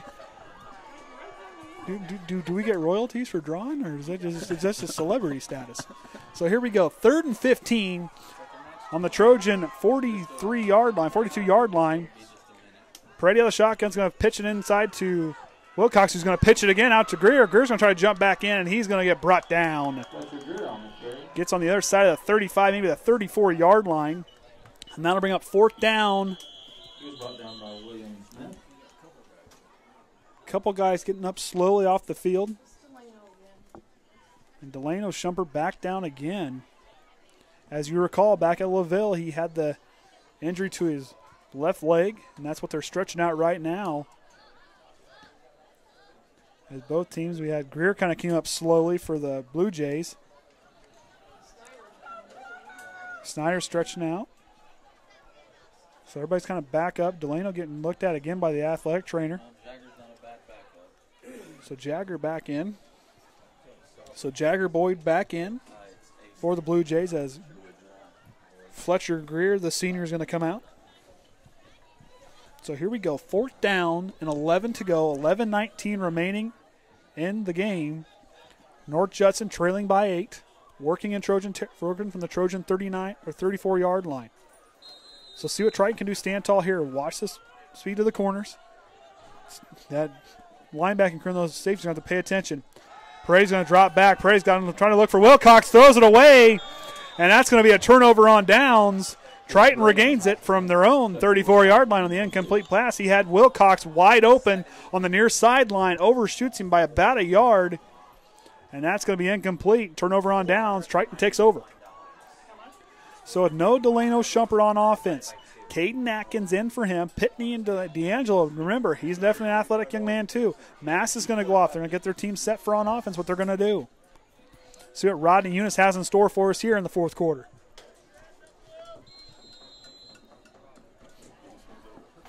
Trojans take over. Ron Brown's defense has looked stellar in the second half. So here we go. Ethan Berry in the backfield. D'Angelo Shumpert, Tye Orsund near side. Pitney and Kaden Atkins outright. Everybody else spread out. Snyder's going to take the snap out of the shotgun. Here we go. Hands it off to Berry as Snyder looks left. Berry's got some space. Ethan Berry has got up for a first down. Ethan Berry in Blue Jay territory, and he falls inside the 45-yard line down to the 43 is where Triton will punch through on that back into Blue Jay territory. And the big Ethan Berry, the senior, has been busy tonight on his first game back of the season. Very good to have him back, a very capable weapon. Him and Max Slusser last season, two guys that can take off and run, and Ethan Berry was part of that rushing attack. On the 50-50, Janine Arnett is our winner. So here we go. Triton now 1st and 10 from the Blue Jay 43-yard line. $10:38 remaining here in the game. Snyder now the shotgun. Trips left, one wide receiver, solo right. Berry in the backfield. Snyder takes a snap of the back of the shotgun, hands it back to Berry. Berry's going to get pulled in. We're going to get a flag on the play. Might be holding. As he gets brought down quickly. Looked to be by the senior. Michael Clemens might have been on the tackle. Not sure from this angle. So we're going to get holding on Triton. That's going to move him back 5 yards. So that might replay first down.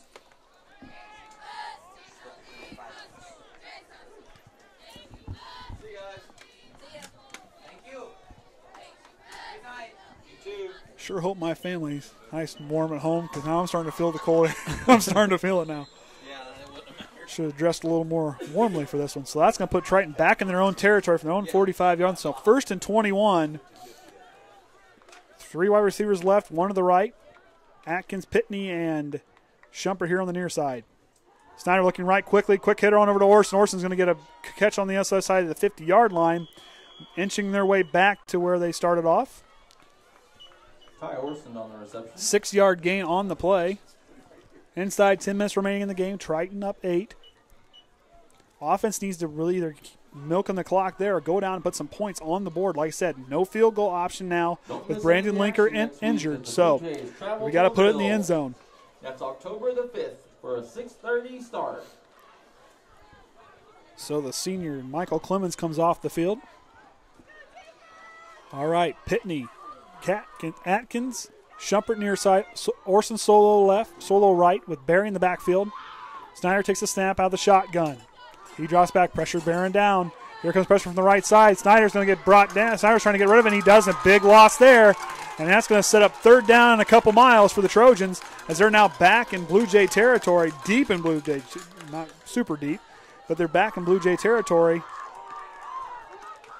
So they'll now be on the Triton 39 or 41-yard line, and we're going to get a timeout. Looks like maybe. Not sure what's going on.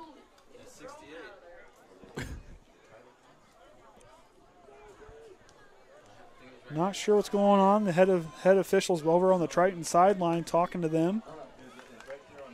Tyler Blount on the sack. So Blount on the sack.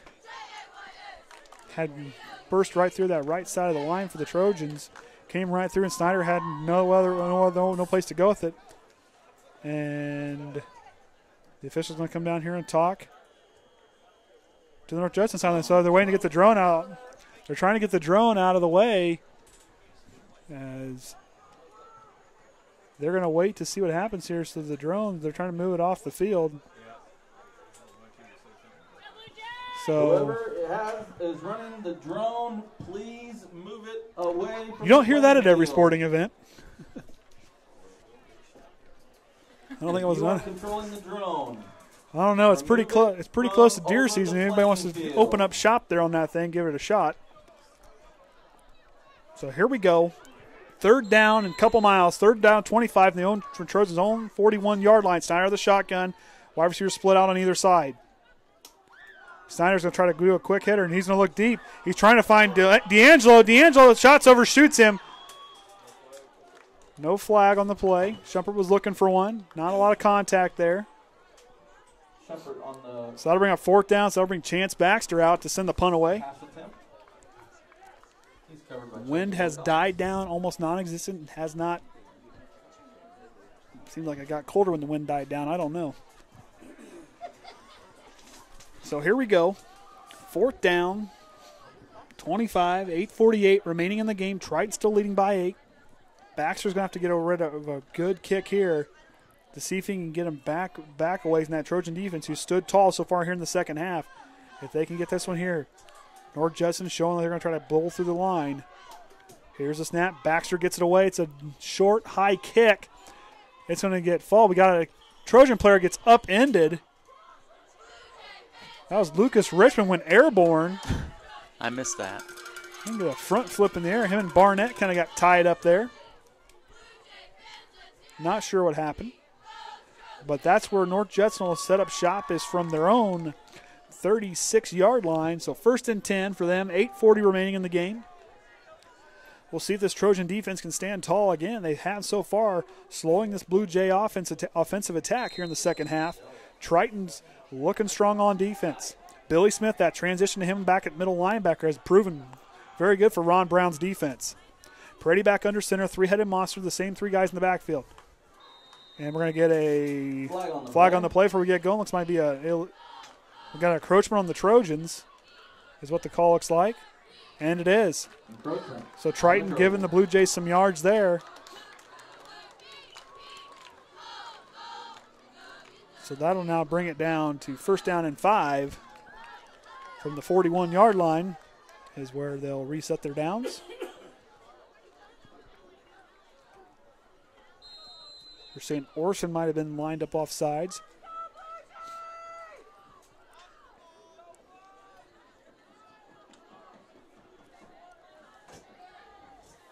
So here we go. Peretti now 1st and 5 from their own 41-yard line. 1 wide receiver split out right.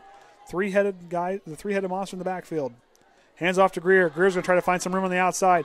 Orsund's going to try to bring him down. Orsund trips him up, slows him down enough for Bo Snyder.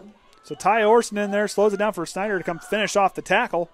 And that's going to bring up second down and short at the 44-yard line.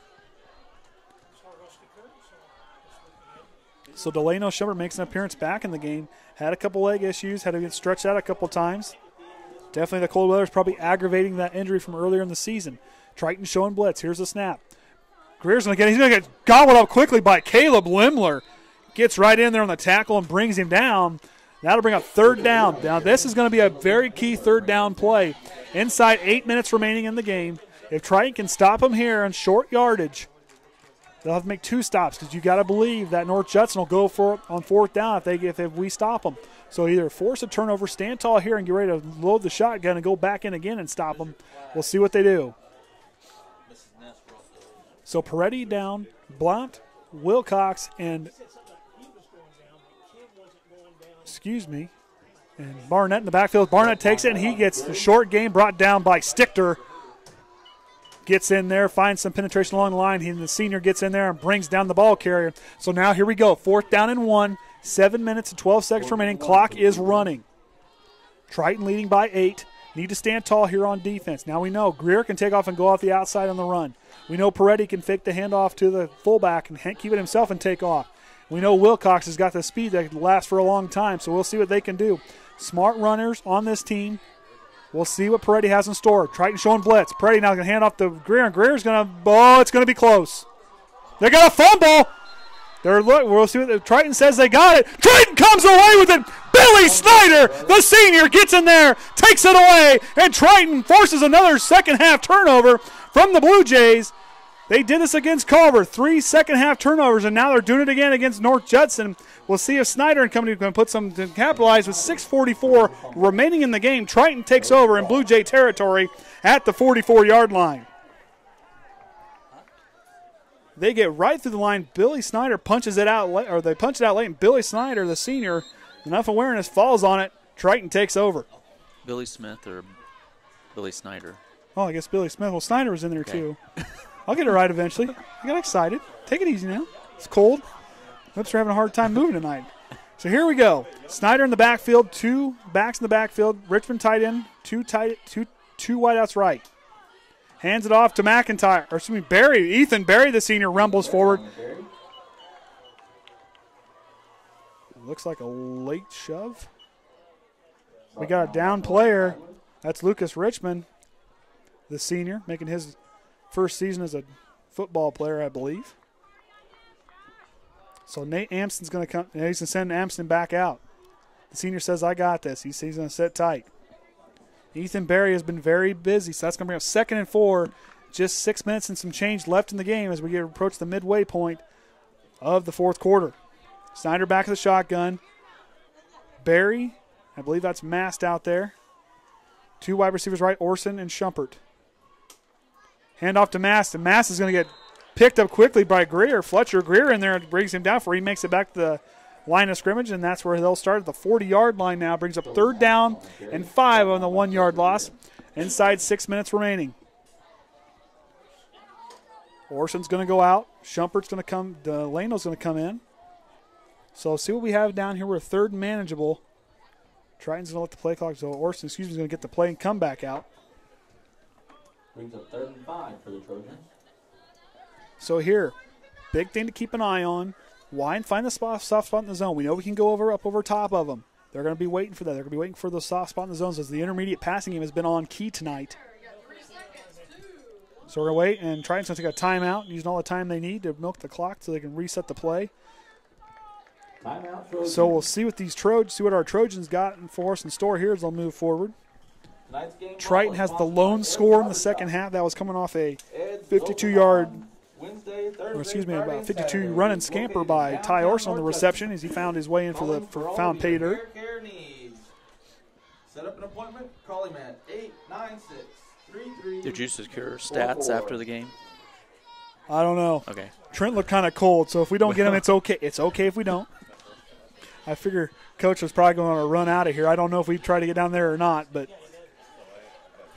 unless he wants to come up here to the warm press box, I don't know. That's okay.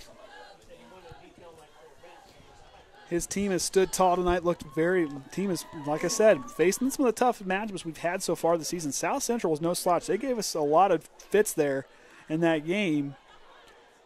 And then going against that, Cass and another team, I mean, yeah, the record says otherwise, but that team stood tall, even though we kind of handled it on the scoreboard. But what we've done so far this season, we have played quality opponents. And like I said last week, and I said earlier tonight, iron sharpens iron, and Triton is really starting to make they're trending in a good direction. If they can get a win here in North Judson, that will be huge going into the final two games for the homestand for the Trojans. As Snyder work on the shotgun, split backfield, Richmond tight end left, Shumpert near side, Orsund far side. Here's the snap by Snyder. He's looking quick for Orsund. He's going to fire it in, and I think North Judson got in the way, and they intercept it. Oh, wait a minute. Did it hit the ground first? I think we can send it to Jim Nance and those guys and see if they could replay it for us. Send it to New York. We're going to send it to New York here and wait for the replay. We're going to be waiting a while. Maybe we'll send that drone back to New York and see if it can get us the highlights so we can figure out what the play happened. So that's going to be 4th down up for the Trojans. Got to think they're going to go for it here outside 5 minutes and 4 seconds remaining in the game. Baxter's going to punt it. See what Ron Brown's defense can do. Baxter going to kick it. Wilcox back to receive. So here we go. Snap's good.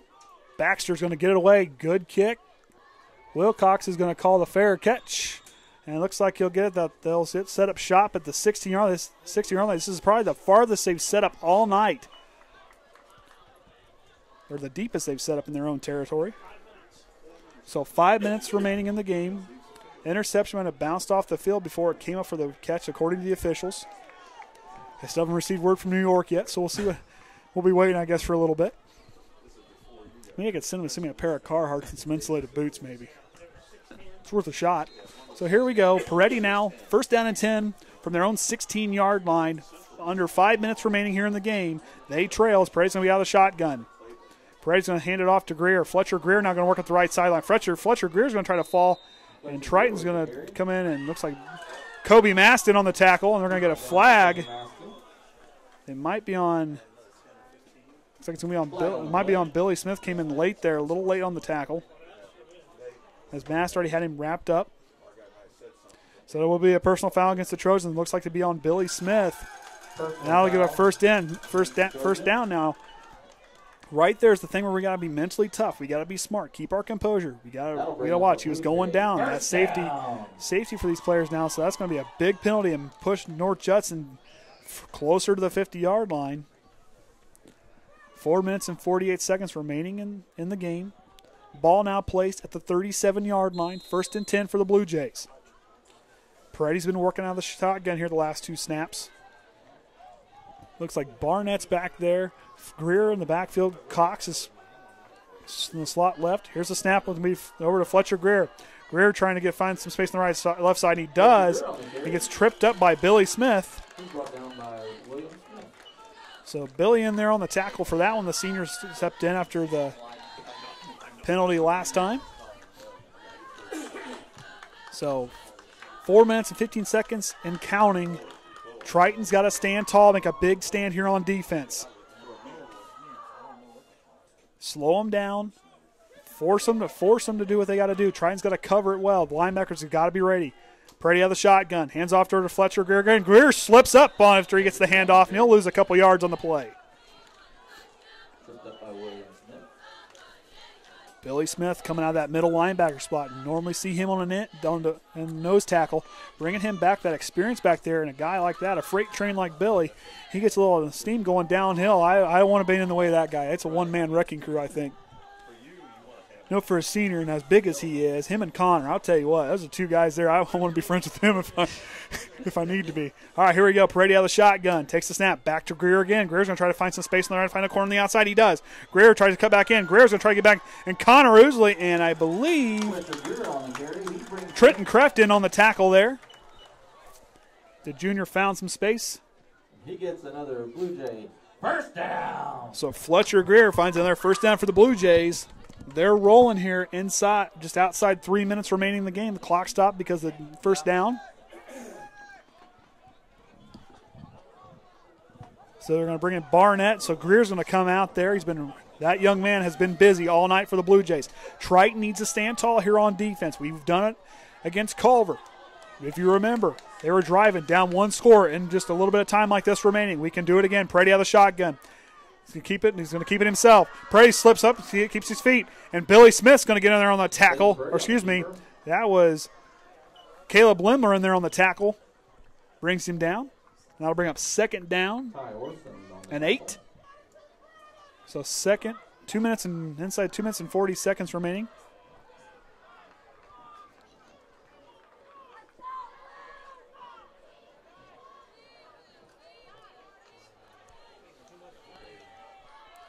Okay, here we go. Second and 8, 2 minutes and 20 seconds remaining in the game. Perez going to work out of the shotgun. 2 backs back there with him. Barnett and Blunt. Hand off to Wilcox, and he's going to get brought down quickly. And that's going to bring up third down. 2 minutes remaining. 3rd and 8. Triton now what we need to do. We face the teams that we played against. They can run the ball. Bremen throwing it down our throats. Pioneer did the same thing. We need to stand tall right here, make a big play on defense, slow these guys down because we're inside 2 minutes remaining, leading by 8. This is where great teams thrive, and tonight we've been in for a good one. Not much score in the second half. Both teams, the defenses showed up. We'll see what happens here on 3rd and long for the Blue Jays. Peretti out of the shotgun. Here's the snap. Peretti's going to keep and try to work up left. Peretti hops out of the way. Peretti's still on his feet. Peretti's going to try to find the first down marker, and I think he does. And he does. Peretti gets out of bounds. Minute 26 remaining in the game. First down. Triton leading by 8. I think we're in for a photo finish here tonight. Minute 26 remaining in the game. 1st and 10 from the Trojan 30-yard line. Now the defense is going to have to stand tall here. The linebacking crew's got to be ready. Fletcher Greer back in at running back. Peretti's going to take a snap, and we're going to get a flag on the play. Looks like, and it looks like it's going to be against the Blue Jays. So move them back 5 yards on the illegal procedure, false start, whatever it's called here in high school. It's false start in NFL and college, so won't send it to New York for confirmation on that.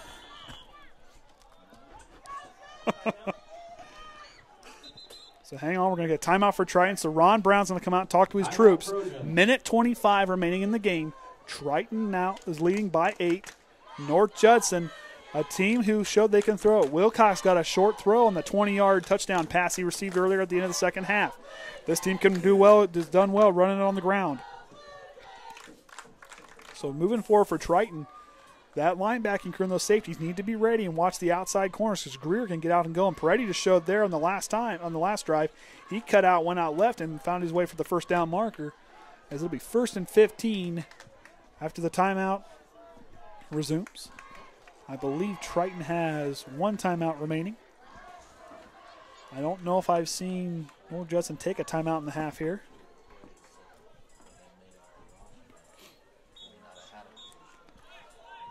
All right, here we go. Timeout concludes. Peretti and the Blue Jays heading back out here on homecoming at North Judson St. Pierre High School here at Liberty Field. Here's the snap. So now Peretti's back under center. 1st and 15. Peretti now is going to fake the pass. He's going to try to find Wilcox deep. Throws it over to Fletcher Greer. Throws it kind of behind him in a different direction. Greer can't adjust and get back to it, so it's an incomplete pass. Minute 20 remaining, 2nd 15. As they try to work from the 35-yard line. So Pioneer just got word that 36-0. That's the lowest amount of points been allowed. 0. That's the lowest amount of points they have scored on the season. The only other team that came close to that, Mark, I can't remember who it was earlier. See, someone else had them. Maybe it was LaVille. LaVille held them to the least amount of points on the season. I think LaVille scored 19 or something. They scored 19. I think they held them under 50. So here's the snap. It's going to be handoff. It's going to be to Blunt. Blunt's going to try to pitch on over to Greer. Greer's going to get found out by Delano Shumpert, and Shumpert's going to stop him. That's going to bring up third down. So they try to go there. They give it to Blunt, and Blunt tries to pitch it on over to Fletcher Greer. So here we go. Minute remaining in the game. Third down 15, or excuse me, third down and 12. Here we go. Peretti now dropping back, trying to find something. He's going to try to throw it across the middle. Wilcox falls down. He trips over his own feet and falls down, trying to adjust for it. And that'll bring up fourth down. This is the ball game right here. This is the ball game here. Right call. Snyder trying to get our frozen fans up out of their seats on the far sideline. And we're going to get a timeout by the Blue Jays. Timeout, Blue Jays. They look a little frozen in their seats over there. I think I seen the guy with shorts on. I think he had a blanket. Okay, I hope so. I was getting really concerned with that. I mean, told my kids when it starts dipping under 60 degrees, it's time to hang those things up, or at least for me, 75. But so we'll see what happens here. Triton has stood tall on defense the entire second half. Right now, fourth down and 12. 49.8 seconds remaining. Triton 3-3 on the season. North Judson 4-2. Triton 2-2 in the IHSAA, and the North Judson 3-1. Someone could be walking away tonight 3-2. So we'll see what happens here. We'll see what Peretti's going to have in store for us. He's going to set everybody. He's going to put Barnett. So here we go. Different formation. Blunt. They're going to look like they're going to try to run a pick play. Looks like we're going to have Blunt. Nolan Schindler over here on the near side. Pitney's going to throw it over to Barnett. Barnett now is going to try to find some space. Barnett trying to get out of bounds. And Barnett, did he get enough? Did he get enough? Barnett on the reception. I don't think it's enough. They're going to the Triton sideline, and Triton stops him on fourth down. Big defensive stand there. Looked like he had enough space. Barnett tried to find some penetration. He had some blockers, but Triton stands tall on defense, forcing the turnover on downs. 41.6 remaining in the game. Triton leads by 8. Those games against Bremen and Pioneer and LaVille has really sharpened, woken up this Trojan team. They've came out on defense and put a goose egg for the Blue Jays in the second half. As we'll await the snap by Snyder, and Snyder takes the snap. And that right there, folks, James Snyder takes the knee. as we might be inside enough, and that might be the ball game right there. Triton's going to win it here at North Judson with a final score of 37-29. I talked to a few people earlier today, and we thought it was going to be a good game, and tonight it was. A lot of offense early, and both defenses showed up in the second half. Unfortunately for the Blue Jays, Triton found their way to the end zone in the second half, and that's going to finish out as we're inside 5 seconds, and we're going to be hitting zeros as the Trojans will improve now to the season 4-3, and that's where North Judson's going to sit. So both teams now 3-2 in the IHSAA. Triton's going to get prepared against a Knox team who got beat by Pioneer tonight, but that's the team that's allowed the least amount of points for Pioneer this season. Knox is not going to be easy out. They're standing 4-1 in the IHSAA. So going forward, it's going to be really interesting what this team can do. Triton's now starting to sharp. They're starting that trend upward. This team is starting to gain momentum at the right time of the season with 2 games left. Both games are at home, as we'll be facing Knox next week, Winnemac the following week. We'll sit tight here, see if I get some stats maybe at the end of the game. We'll wait, give them a couple seconds. Like I said, next week, 7 p.m. kickoff for the Trojans as we'll host the Knox Redskins. And those boys have the right to celebrate. They stood tall on defense. Both teams played a clean game. North Judson had a lot of momentum on the ground, and they tried there in the second half. And what Triton did there during, like what they did during Culver, they stood tall in the key moments, and they did it there, and they stood tall, and they come out with victorious with the final score. And I don't think we're going to get the iPad. Is he already at the bus? Well, no, he's right there. They're deliberating if I can get the iPad or not. Oh.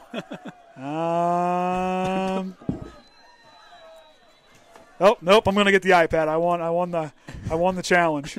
Send that one in from New York. I see that New York finally got the response to send it in to me. So Trent's going to make his way up here. Probably Bourbon got the response. Bourbon got the response, sent it to me. Say, hey, we'll take it.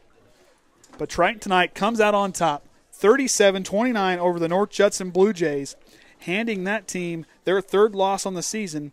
The other two coming from the hands of Delphi and Knox, and Triton deals a crushing blow as Ron Brown talking to his troops in there as those guys stood tall and played a great game tonight. The defense stood tall in the second half. They got to be proud of how they played. The offense did well as well. But you look what these guys can do going forward. We'll see what happens with Brandon Lenker and Delano Shumpert. If they can compete against Knox and Winnemac. Lenker on crutches waiting there in the pile. Trent's coming. Going to hand up here through the light real quick. So here he goes. Here's the stats on the game. Maybe. He doesn't know what to do. I don't want to touch something, mess it up. Does that can I stroll through here? I'm not going to mess anything up, right? Okay, that works. All right, here we go. So, for North Judson, total plays for them, 63 total plays, 282 yards on the ground. Triton had 37 plays for 337 yards, 253 coming through the air, 67 on the ground.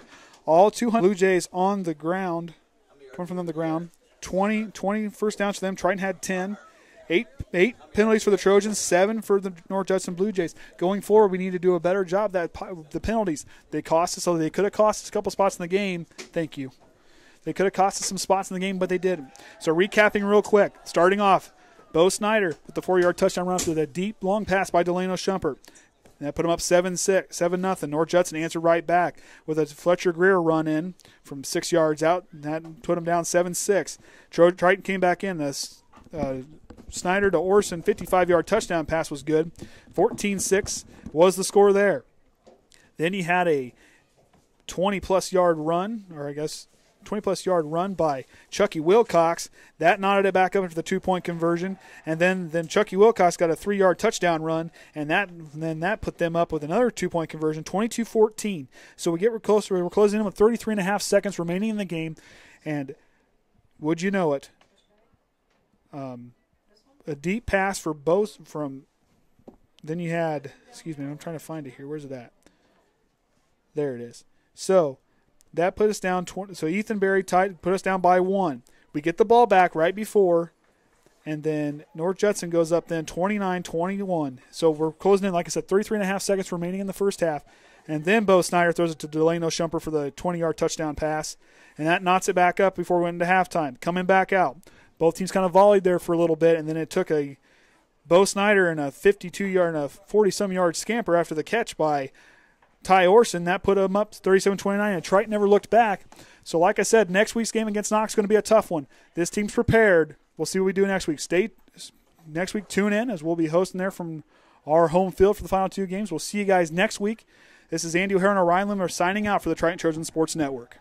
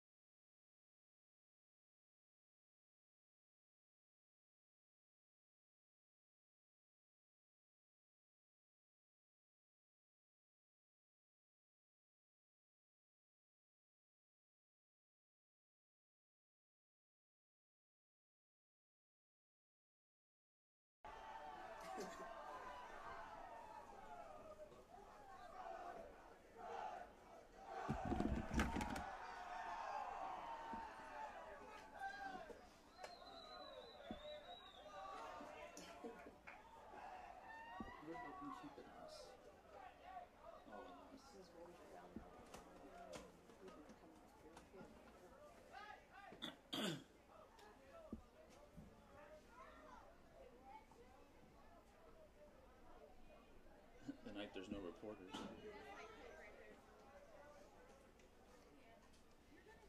not run down there to try to get him, is it? Is he trying to get him? Oh, my foot. Both my feet have cramped up. Oh, crap.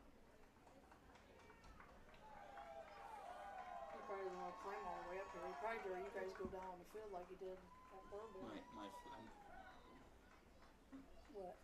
You're what? I can't. I don't think I make it down there on my feet. What do you think about him having to climb up here? He's got to go all the way down there to come up here. Okay.